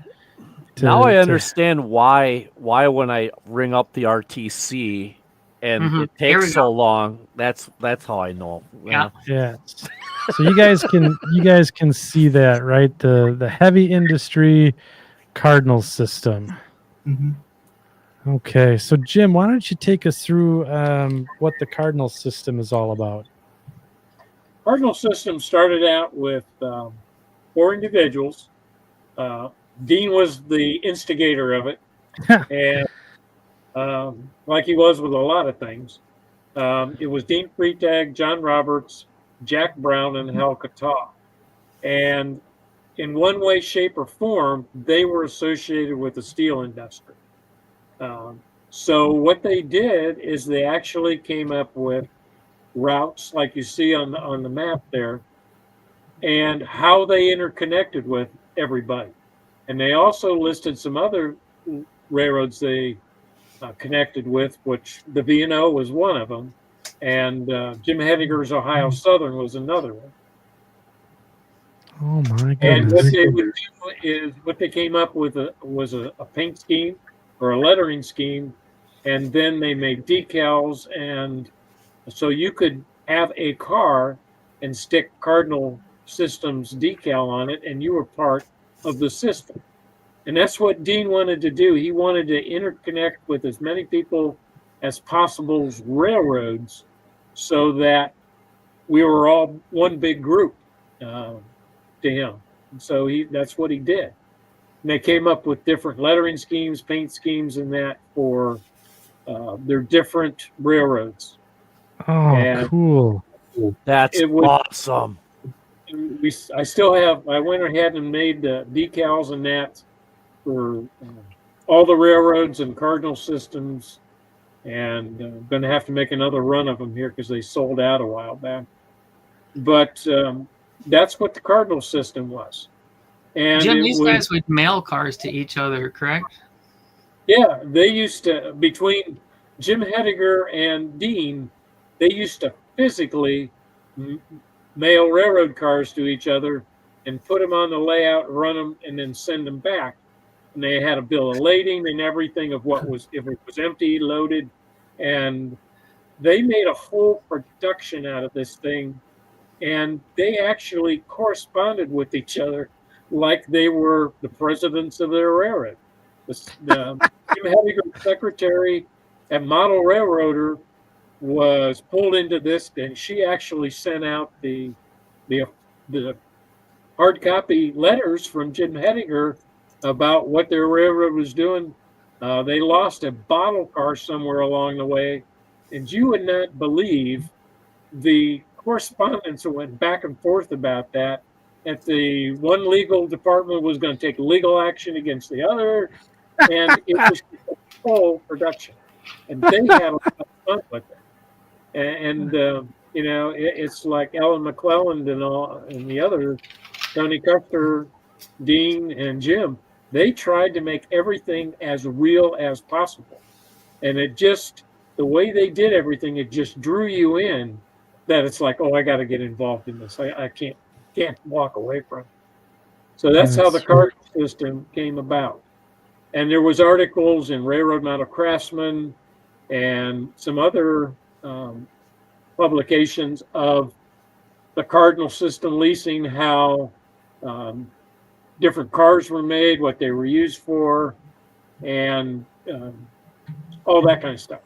It was just a real interesting group of guys that had a lot of fun with it. And it seemed real. It was like, you're there.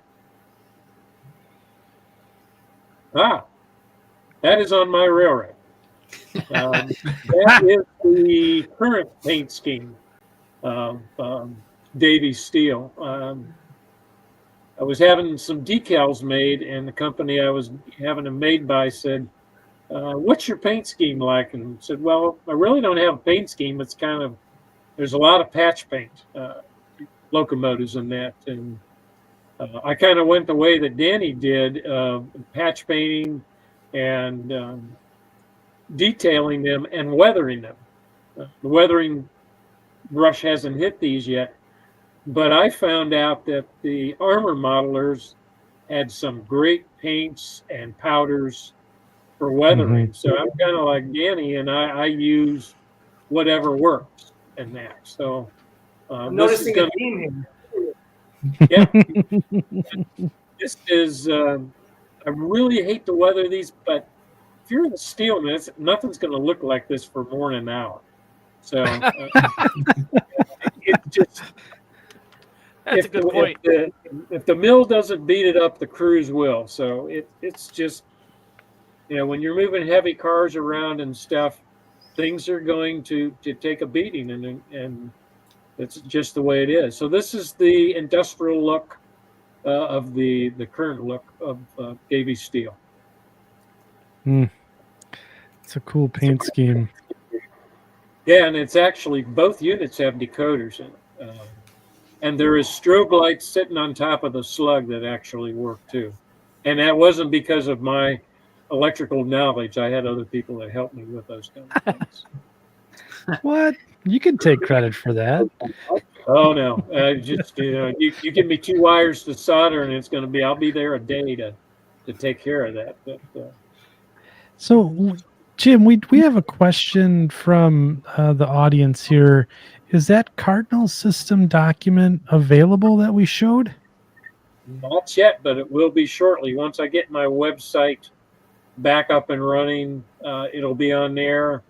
And it may appear on the Steel Mill Modelers SIG website too. Ah, okay. For those wanting to learn a little bit about it, the April 1989 Railroad Model Craftsman magazine has got the article introducing the Cardinal System, and that's, you know, whenever these come across, I go right to eBay and look it up, and there's plenty. But if you're wanting to learn a little bit and see some of that information, it's in the April 1989 issue of RMC as well, until that document becomes available.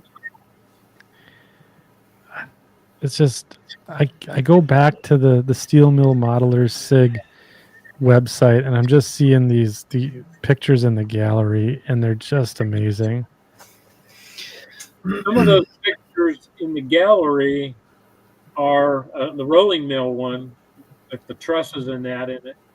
That is actually a model that was built for one of the West Virginia steel companies. At that time, whenever they were going to build something back then, they actually built physical models of the mill they wanted to build. So U.S. Steel had a warehouse over in Pennsylvania, and this had all kinds of stuff in it. So they started looking through the warehouse and pulling things out, and they pulled out this big crate that actually had a rolling mill, a basic oxygen furnace in it that they had made. Their engineers had physically constructed in really close to HO scale. And the forklift driver who pulled this out, he wasn't a professional, and he kind of just jammed the forks in it. So we kind of called the four sections in the model the good, the bad, and the ugly. And the BOF, we actually started to restore, as well as the rolling mill. Rivers of Steel got a hold of this model, and they got a hold of some of us that were working, that were steel mill modelers that they knew about. And they said, would you guys be willing to come down and work in our warehouse in south side of Pittsburgh and restore this model? Said, we'll give you all the space you want, give you access to the model. We just can't pay anything. So it's like, oh, shoot, I'll pay you to work on this. Don't worry about it. So there was about 4 or 5 of us that on a regular basis would go down there, and we were in the warehouse that had all the U.S. Steel archives in it. And interesting story about that. I know you're just looking around, and the guy said, you can look, but if I find anything missing, I knew who I'm going to come looking for. And it's like, all right, we can live with that. So we were in there working, and it was about 4 or 5 sessions into this. And a bunch of chemists and engineers from U.S. Steel showed up one day, and they kind of looked at what we were doing and that, and we were talking, and we said, why are you guys here? And they said, we're having a problem in the BOF right now making a certain mix of steel. And they said, no matter what we try, we can't figure it out. They said, we're here to go back in the archives and find the original hard copy recipe for that melt, and so we can get it right. And they came back a week later, and they said, you know what? It worked. They said, we went back in the archives. It's a good thing they're here. And they said we were able to get that particular melted steel right. So, wow. That's cool. That's awesome.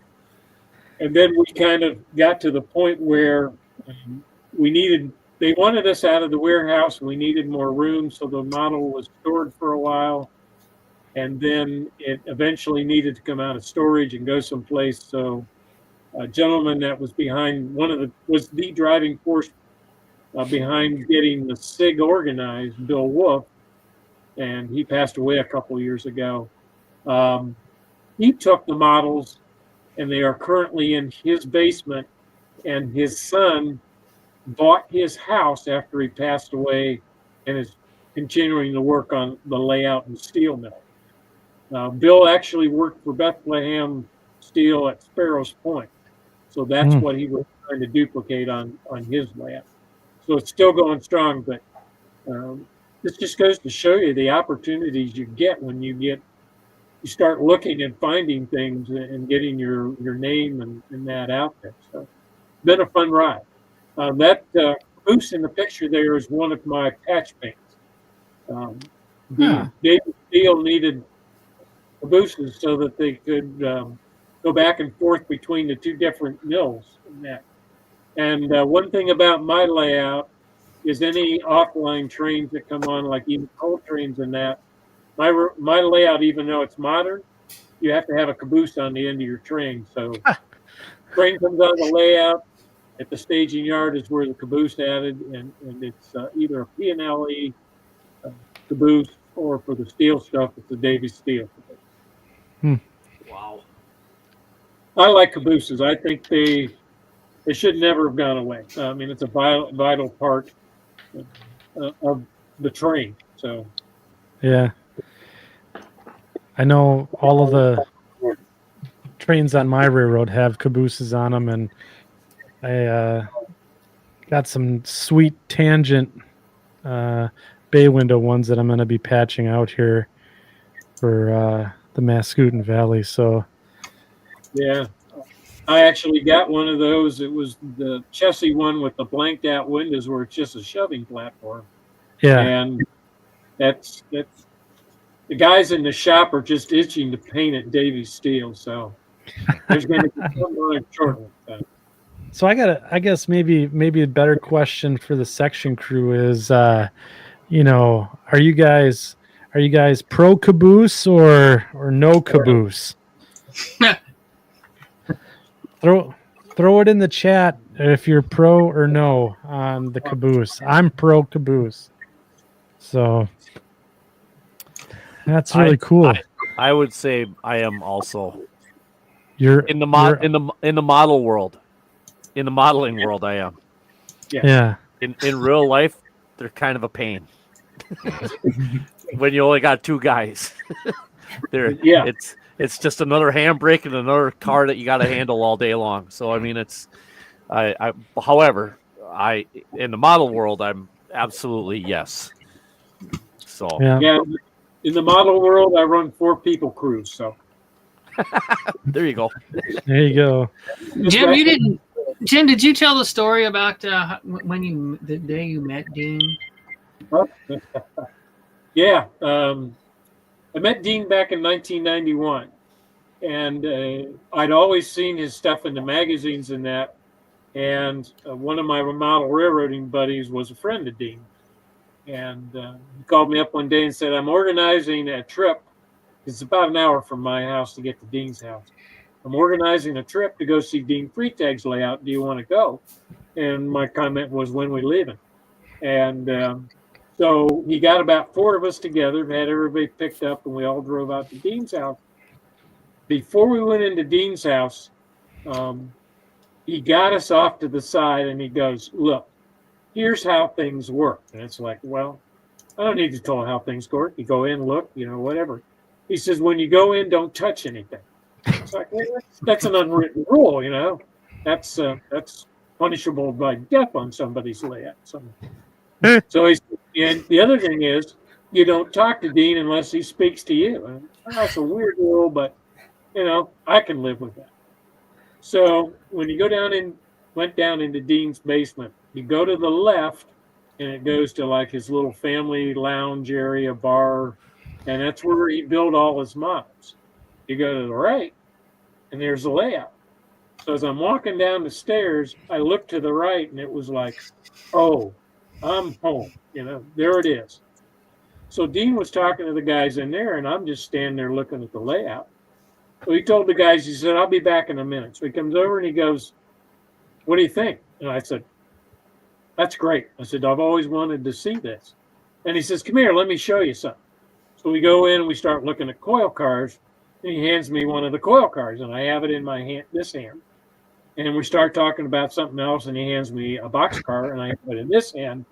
And the guy that drove us there walks into the room and about dies. He had this look like, "Oh!" And Dean looks at him and says, "Ray, go back in the other room. This guy's fine." So that's how we did. And the friendship That's just awesome. blossomed. Yeah. I was going along with meeting Dean. I was one of 4 people that were privileged to inherit his world. Dean was the kind of guy that he would call you up, and he would call me up, and he would tell me, "I got something for you." And I hadn't ordered anything, but he figured I'd like it, so he'd go out and buy it and buy 2 of them, and I got 1 of them. So he called the 4 of us up and he said, I need you to come over to my house and bring $10. All right, we can do that. And the guy that lived, the one of the 4 guys that lived the farthest lived in Arizona. So he had to come in. So we got together. And if you've ever been in Dean's house, there was one area where there were no trains. And that was his wife's living room. There was absolutely no trains, no discussion, no model building, nothing allowed in that room. So we get over to Dean's house and he said, you bring your $10? But yeah. So we walked into the living room and I'm going, uh-oh, this is different. Something's really up here. And he said to us, he goes, I don't know how much longer I'm going to live. But he said, I want to make sure that the railroad goes someplace. And it goes to people that deserve it. And he said, I picked the 4 of you guys. And he said, I have all the papers drawn up by my attorney. And he said, upon my death, there'll be a bill of sale executed, which you guys are going to pay for today. And you 4 of you are responsible for the railroad and removing the railroad from the house and disposing of everything. So we thought, well, first we were like, do you know something we don't? He's like, no, because I'm just planning. And that's the way Dean was. He planned everything. If he built something, there was always a diagram or instructions or something. Towards the end, his writing wasn't that great, so it took the 4 of us to try to decipher some of his instructions. But that's the way it was. And we spent, he passed away on Christmas Day in 2010, and we had till the end of May to have everything removed from the house. And the agreement was, and Dean set this up, and it's actually in the papers from the attorney, that if one of us got out of the hobby, we had to get with the other 3 and divvy the stuff up. And if any of you have been around as long as I have, you know what a stenographer's notebook is. And Dean gave each one of us a stenographer's notebook. And he said, I want you guys to go through and pick out what you want. And then you share that information with the other person. So the 4 of you have a duplicate list of what everybody gets. So that's what we did. And the stuff that we didn't want, we sold it at train shows, gave it away, and then we totally disposed of. And in the back of one of my files, I took a picture of Dean's basement with everything out of it. The only thing left were the murals on the walls. So it kind of reminds me of what was there.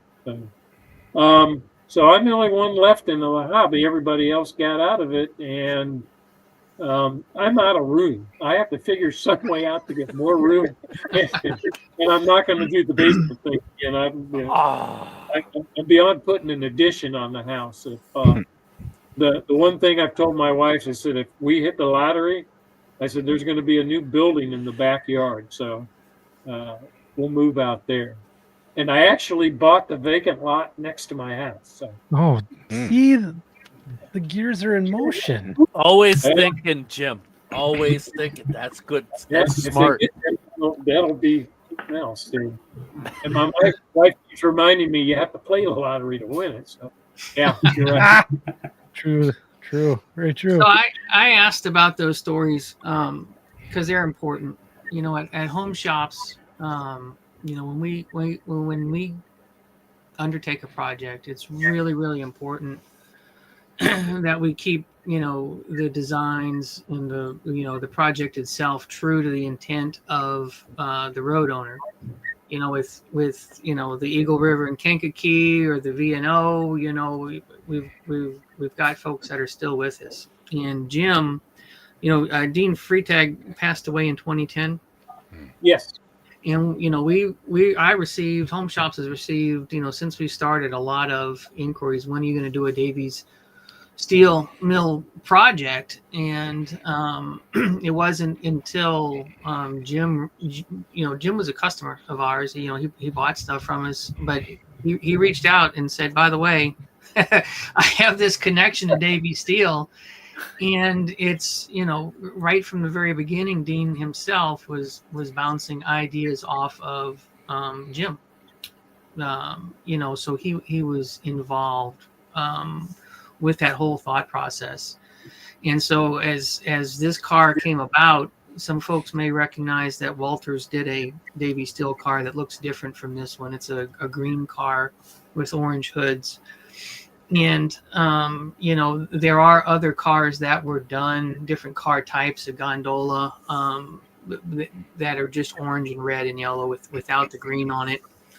And we didn't want to do something that looked just like the Walters car. And, Jim, the conversation I think we had was a steel mill. They're pretty resourceful. They're pretty scrappy. The homegrown feel of kind of a hodgepodge, if you will, of schemes across the equipment fleet is what makes it look like it's a steel mill.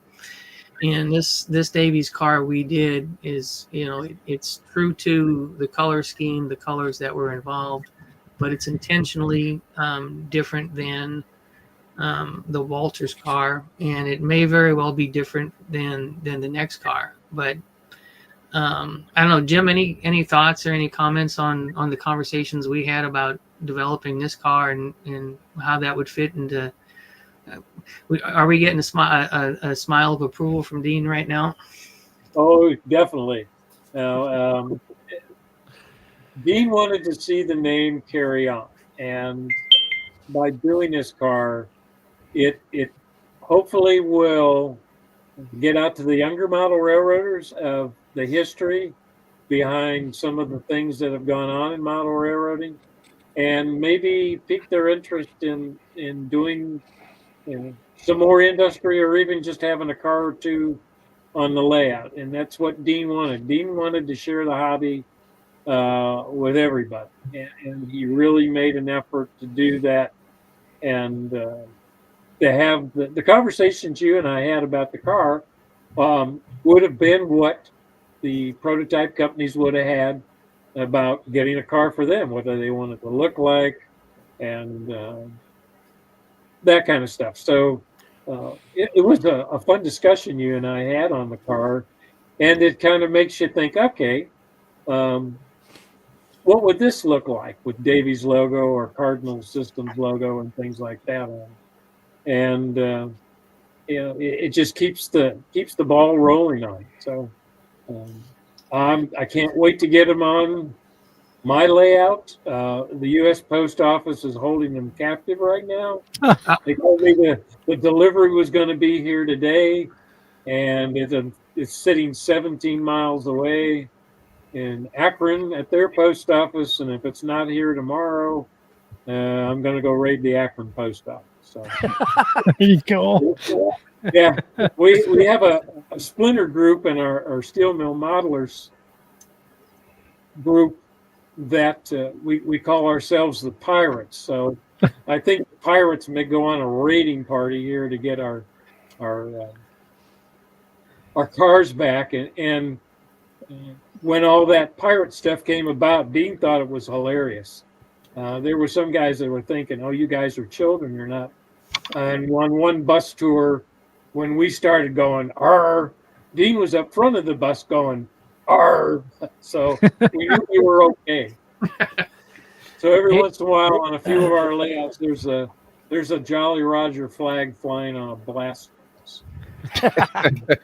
Hey, Jim, I have a question. This is probably a pretty tough question.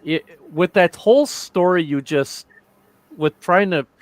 the whole story of preserving after Dean died and passed away and stuff, and having all the stuff with the four of you, since you're pretty much, from the sounds of it, the sole proprietor of what's there now, have you thought about your next 4 for $10 each to continue on the Davies Steel name once the unfortunate day comes when you're not around anymore?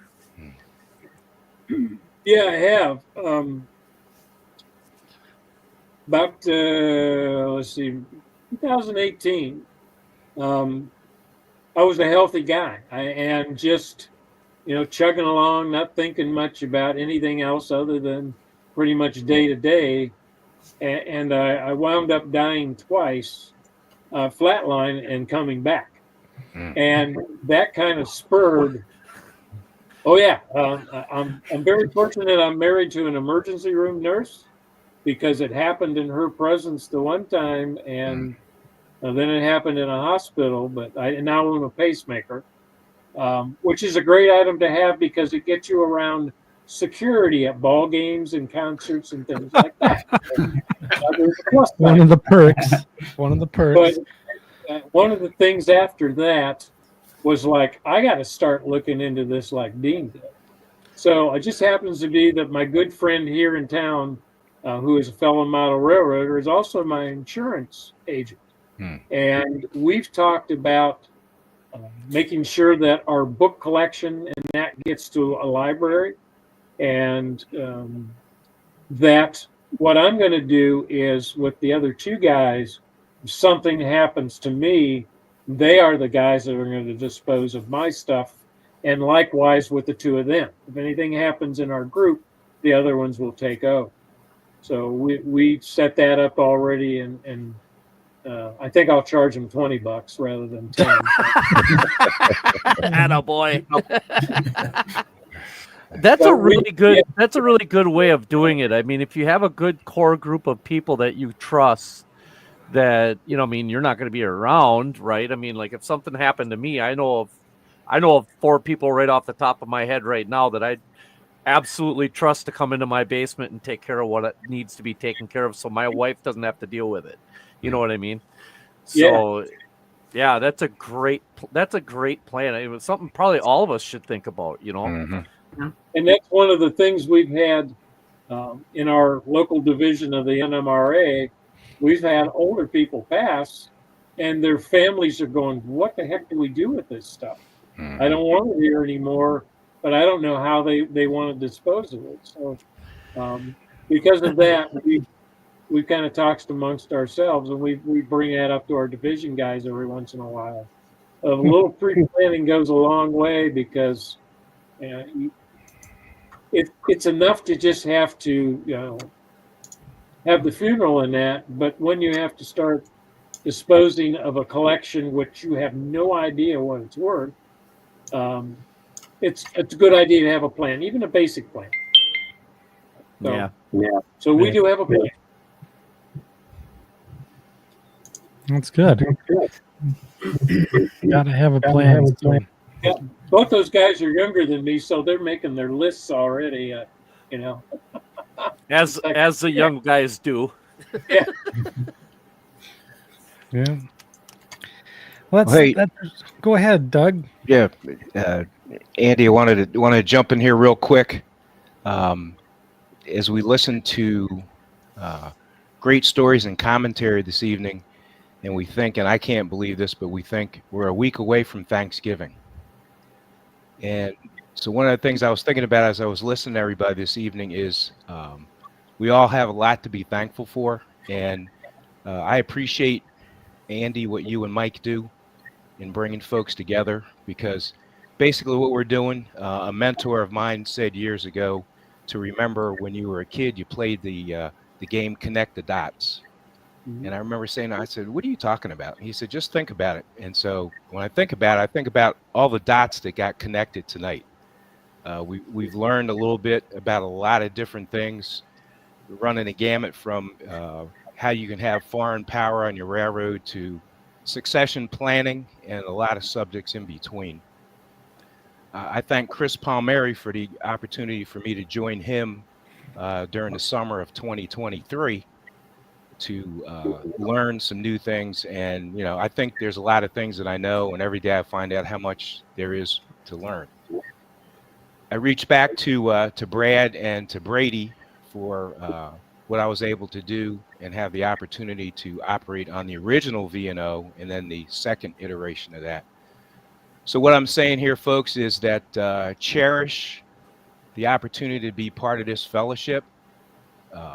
Life is short, and we have opportunities every day to learn. I got to meet Jim.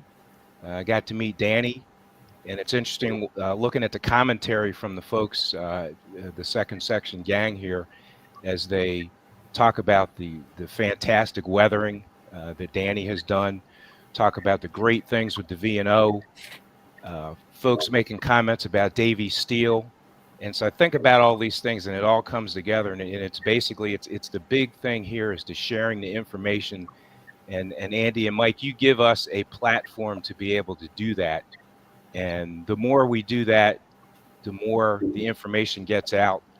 And being an old guy now, I'm thinking about the young guys like Brady and Danny. And it's cool to be part of this, and it's cool to continue to advance what we all have here, which is you can't measure it, but we all feel it. And it's a great group to be part of.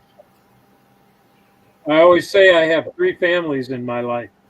I have my family, I have my fire department family, and I have my railroad family. Yep. So having three families, you can't get away with anything. So everybody's good side. But this has been fun. I really enjoy meeting all you guys, and hopefully see you along the way in person someday. So this is great. Thank you. Yeah. Thank you, Doug, for the Yes. the words. The Yeah, kind thank you words. very much, Doug. Yeah. So yeah, so Chris, it wouldn't be a home shop show if I didn't ask you, what else we got in the hopper here. I see something that you popped up on screen here. Is that something I need to bring up?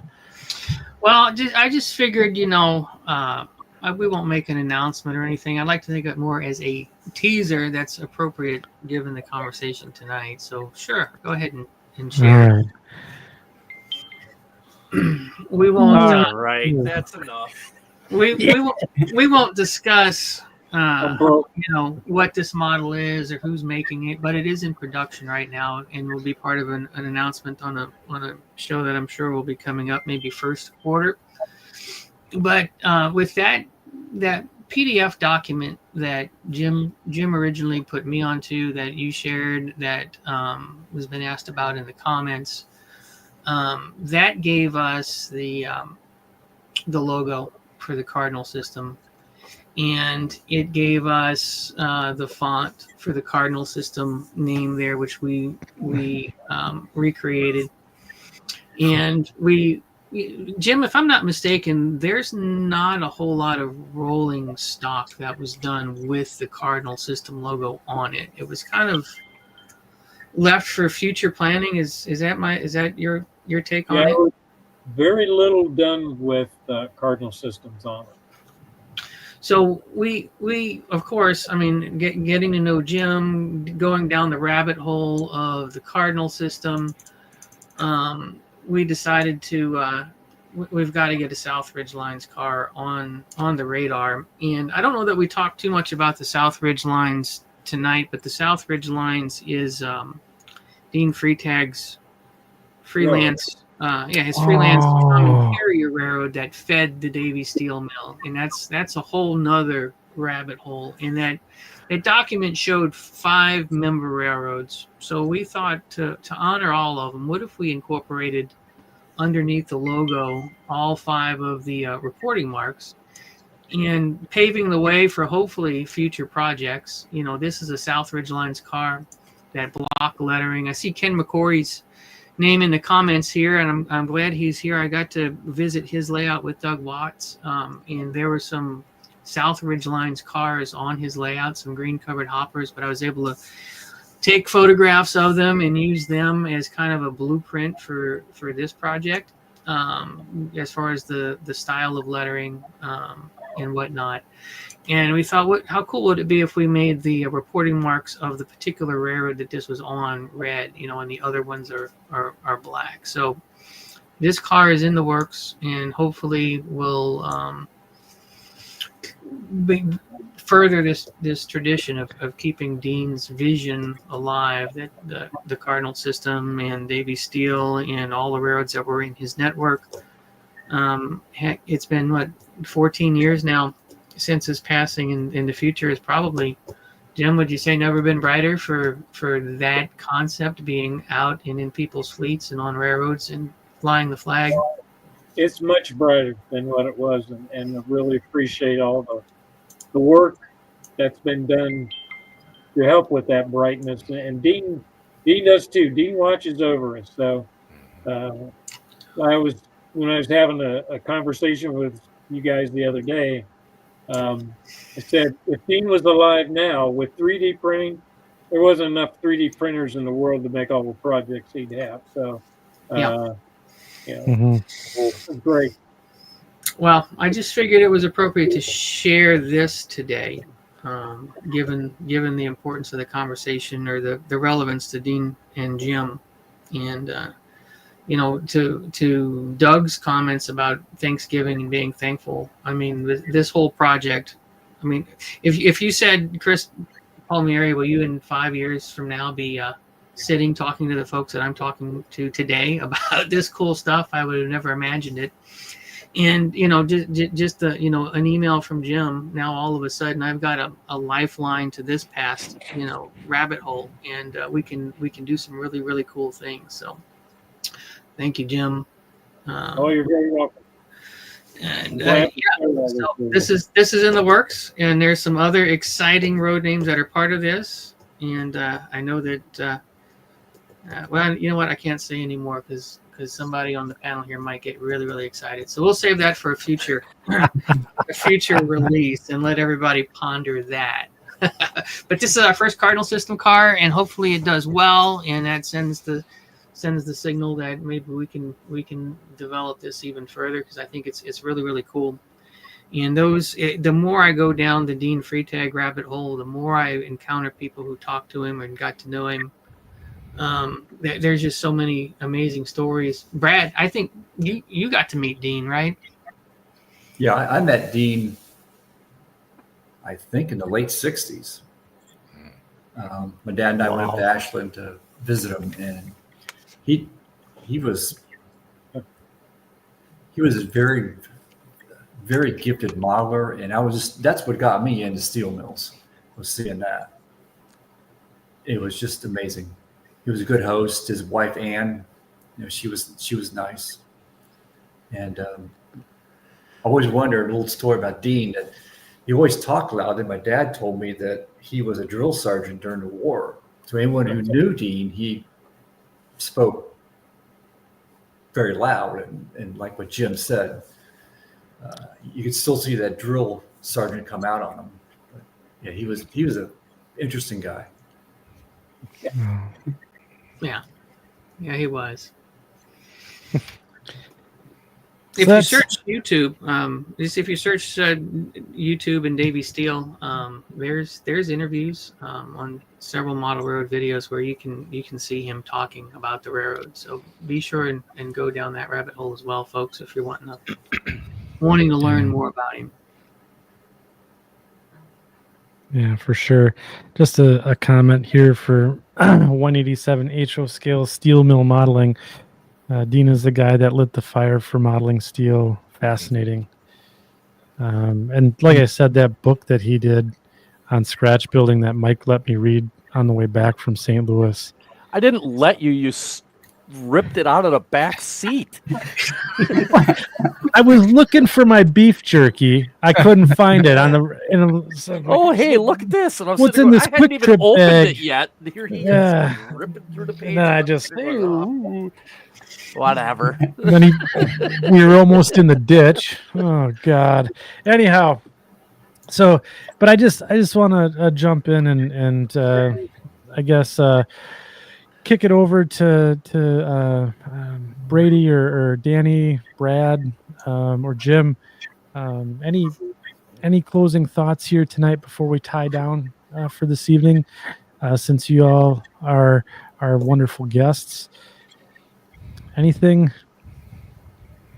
Well, I just thank you for hosting this and doing this and helping us get the word out to model railroaders. I mean, technology is in a lot of ways our friend, so this is a great way to talk to everybody. Yeah. Be out at the convention and that meet up. And it's always great to meet new people because you get inspired from meeting them. You see their models, their layouts, and whatever, and then you go back home and like you were stalled on a project or something, and it's like, all right, I got some energy now. I can go back. Yep. I'm looking forward at the end of next year to retire a second time, and then be devoted strictly to the hobby and that. So there's the goal. Well, yeah, and I can't thank you guys enough. Go ahead, I Danny. can't thank you guys enough for just bringing me in and all that. I really can't say thank you enough. So from the bottom of my heart, thank you. And if anybody needs any ERNK stuff leased, they're freelance. I happen to know a guy. Nice. Yeah, this guy over here. And then I guess just want to kick the microphone over to Brad or Brady. Any closing thoughts on the stuff we talked about this evening with the C30-7 or just the V&O in general? I think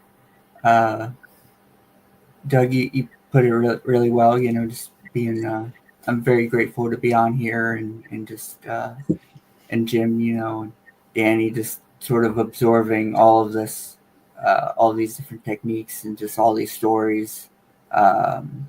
It really does sort of kind of relight your inspiration for a lot of projects and stuff like that. So just thanks again for having both me and my dad on here. It's always nice to share the V&O and just to talk about model trains and all that. Yeah.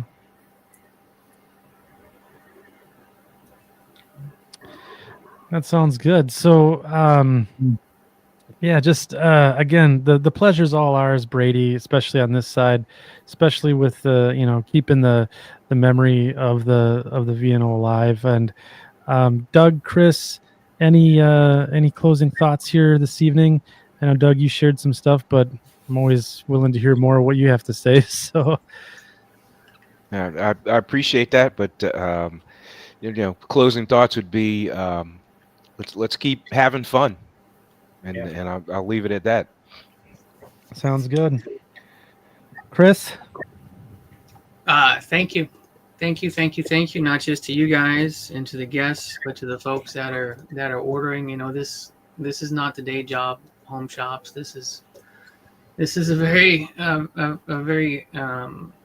all in experiment that's important. So I'll just say it that way. But looking at the numbers here, I've had some people ping us since the beginning of the show. We've had 36 orders, not items sold, but orders. So the C30s are going, the auto racks are going, the coil cars are going. That's for a show this late at night, and people are just discovering this. That's really, really good. So thank you to everybody that's showing the support. Buying these products are what allows us to go and make that next Cardinal System car happen, or that next V&O car happen, or that next ERK car happen. Danny in the Eagle River in Kankakee.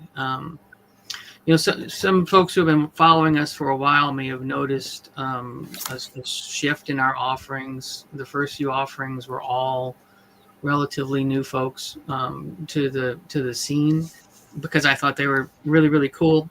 But when you invest this much in a product, it can't sit on a shelf as long as some of it is, right? So this particular run is very heavily weighted towards some of the classics, because that's what the customers show. But what Danny's got with the ERK, when I got back into this in 2015, started looking at the Facebook groups, and I told Danny I considered his posts to be what I call scroll stoppers. You're going through your feed, and then when there was just something about the way he presented his railroad that I would stop and think, well, now that's cool, and that's something I'd like to learn more about, right? And I haven't forgotten that. So I'm really, really honored or excited to be able to introduce that one. That road is the newcomer in this release, right? Everybody else is pretty much familiar with all of the other ones, and rightfully so. So it looks like people are showing Danny some love, and this is a good thing. So your support is appreciated.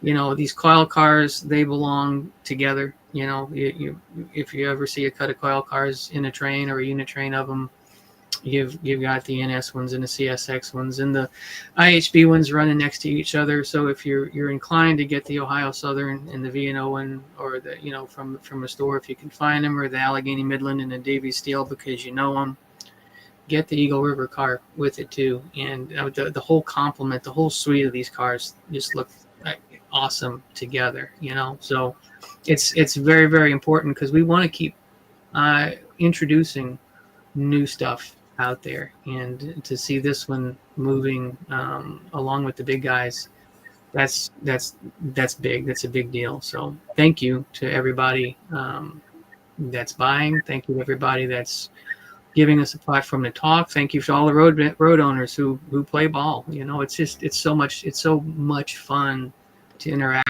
with the road owners and actually go through the project and put it together. And when these cars actually become a physical product we're holding in our hand, it's pretty cool. It's pretty cool. So overall, thanks to everybody involved. That includes you, Doug. Thank you. Well, you're welcome, and thank you. So Mike, it's the normal ending of the show. We wouldn't end the show unless we heard from Mike before we shut her down for tonight. It's the 79th show, Mike. We've 79 shows. Yep. Wow, dude, 79th honestly, show.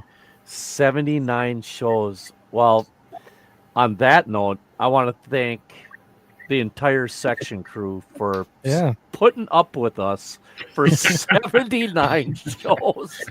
I mean, honestly, I mean, without the guys in the section crew, we wouldn't come up with names of people to try to contact to get on the show. You know, so I mean, there's been quite a bit of that's happened over the course of the last 3 years. 79 shows, 3 years. 79 shows, Wow. 3 years. Yeah. I mean, as Chris said, you know, Andy and I, this is nowhere near our full-time gig.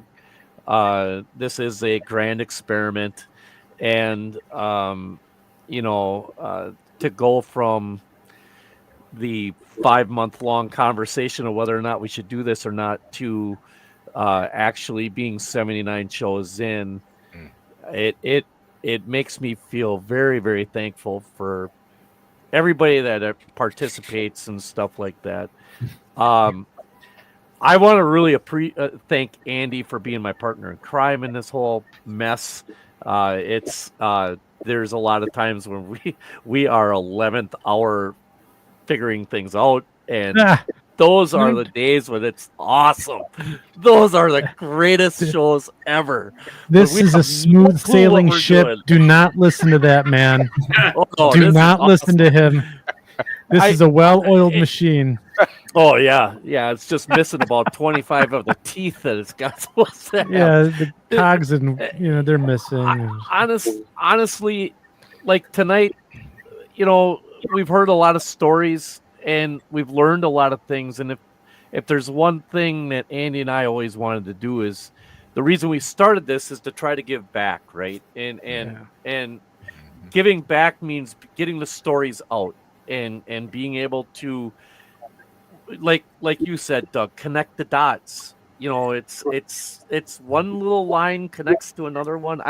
As soon as you said that, I was just sitting there going, "Oh, that's pretty good. That's awesome." So and Chris, what you're doing I don't want to speak for Andy, but from my perspective as a freelancer, it is really refreshing to have somebody that's giving freelance railroads from not only the past but of the present and stuff like that, a voice and a platform to get their images out in the model world. And I think you should be applauded for everything that you're doing. And you've become a very good friend, and thank you very much for all of this. It's just, there's a lot of feels when we have shows like this, it's just a lot of feels.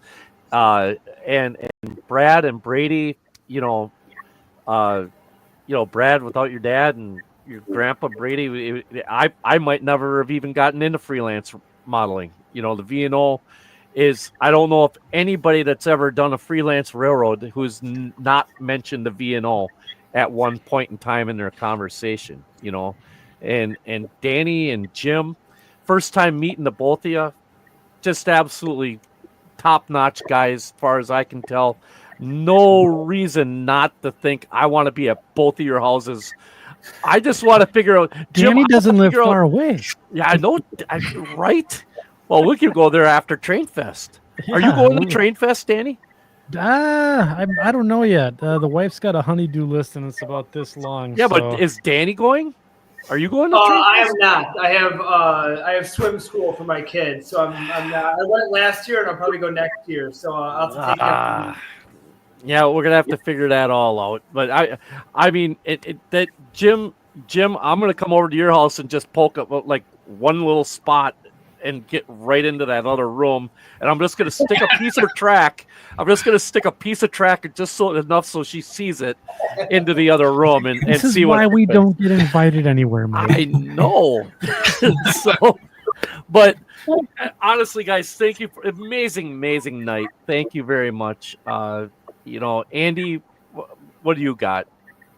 Well, I guess I'll just say this. I always love it when we have home shops on, because not only do I get to, see a lot of cool products that are coming out, and then buy those cool products, but I also get to hear the backstories and meet the modelers behind the fictional roads that Chris is bringing to life. And it's just, the stories are fascinating to hear the influences on with Danny. It's like, well, fishing, and that was the thing that kind of stuck with me about his story, or Jim's story about the smell of the sulfur or the rotten eggs, as he drove past, the plant, going to a baseball game and bringing that nostalgia in. Those are the things that I'm really drawn to. And I'm thankful that Chris and we don't thank Chris enough for these home shop shows, because he's the one that kind of organizes it all. And, and I think Chris deserves a lot of credit on these shows, because he brings the two sides together, and then we get to just kind of all hang out. And so not only is he doing a great thing with the product, but then also helping us all get together. So thank you. And that's, one of the reasons I'm very thankful for this relationship that we have with home shops, that we can continue to do this. And I get to meet all these cool people and be, I guess they're, my people of the freelance world. So I'm thankful for that. I'm very thankful for the section crew. This year has been a fantastic year for the Second Section podcast. The first year we got 1,000 subscribers to our YouTube channel. The year after that, our second year, we hit the 2,000 mark. And then on year 3 here, we are very close to 4,000 subs on the channel. Our views are taking off. The show is gaining a lot of traction, and we couldn't have done that without you guys. So, that's one of the things that I'm truly thankful for, because your involvement, your enthusiasm, that's what motivates me to continue to do this. So very thankful for the position that we're in here. And yeah, I think it's a really good pairing with home shops and the second section. That's for sure. So I have one more thing to say. I did some quick math. Quick math. Yeah. If things stay the way they are, which they won't, September 10th should be our 100th show of next year, 2025, or somewhere thereabouts. So We'll just have to have a big. mark that on the calendar. All right, You know, September ish. 25th. That's All right. ish with a very Ish. heavy ish. All right. So that's so then yeah, we got a few more to go. That's yeah, for a sure. couple more. Yeah, we got a handful. But So a couple administrative notes before we shut her down tonight. Again, thank you to the crew. Been awesome. HomeShops.net is where you can find all of the awesome products that we talked about tonight. I've also put in the show notes for the Steel Mill Modelers SIG. They got a cool website. You probably want to check that out. I also threw the Facebook group. There's a Facebook group for it. I threw that in there as well. And then the Danny's Facebook presence as well. Also added those to the show notes and threw those in the chat as well. So Danny's probably going to get an influx of people asking to join his group. But that's I think that's I hope that happens anyway. So go and hang out with, go sub to his stuff over on Facebook for sure. So, and then we're going to take Thanksgiving off. So American Thanksgiving here in the United States, that's next Thursday. Mike and I are going to be taking that off. I encourage everyone to get together with some friends, some family, overeat, watch the Packers. Packers are playing, aren't they? So we'll watch them win. I might be going to the game. I will not be watching the Bears. Yeah, are you a Bears fan? No, really? Why? It's really a beautiful weather day out today. Oh, wow. Yeah. I'm more of an ice hockey guy, so yeah, we can talk that kind of. So yeah, so what are you a Blackhawks fan then, from being from the area, or do you? We're gonna be done already. See. Yeah. My first job in high school was actually usher for the Blackhawks. Oh, that's awesome. I got paid to watch Blackhawks games, which is pretty awesome. Yeah, we'll have to have a little post show. You don't even bother to make fun of ourselves. We have nothing. Yeah. Maybe. I don't know. No, Anyhow, I've been doing this a while now. I know how this goes. Last week was close, but yeah. Oh, Anyhow, it was cute that you guys let us stuck around, but yeah. Didn't the Blackhawks get that really good draft pick now, and yeah, like every year. Yeah. Yeah, my buddy, my fishing buddy, he's a Blackhawks fan. He lives in the Madison, Wisconsin area, and he's been hurting too. So I get to hear about it quite a bit. But anyhow, yeah. So Danny, thanks again for joining, and we'll share in a bear victory here soon. Maybe they'll beat the Lions. That'd be nice. Yeah, I'll see you guys next year. Yeah. Anyways, so go ahead, overeat, hang out with some friends, have a good time, run some trains over the Thanksgiving holiday, and again, if you guys do get a chance, a great way to support us, subscribe to the channel. Also, we're out on Facebook. We got a Facebook group, Second Section Podcast, and then any comments, hate mail and all that goes to the Around the Layout podcast. Attention, Ray or not. But no. If you do have comments or anything like that, please send them to the Second Section Podcast at gmail.com. So on behalf of Mike, Brady, Danny, Chris, Doug, Brad, Jim, and myself, I just want to thank all you guys in the section crew for hanging out this evening, and thank you, Home Shops, for yet another great show. So we'll be back. We'll be back, December, Mike? We'll see you guys December 5th. December 5th. With a fun show for you guys. Again, thanks, everyone. And we'll see you in a couple weeks. Good night, everyone. Good night. Good night.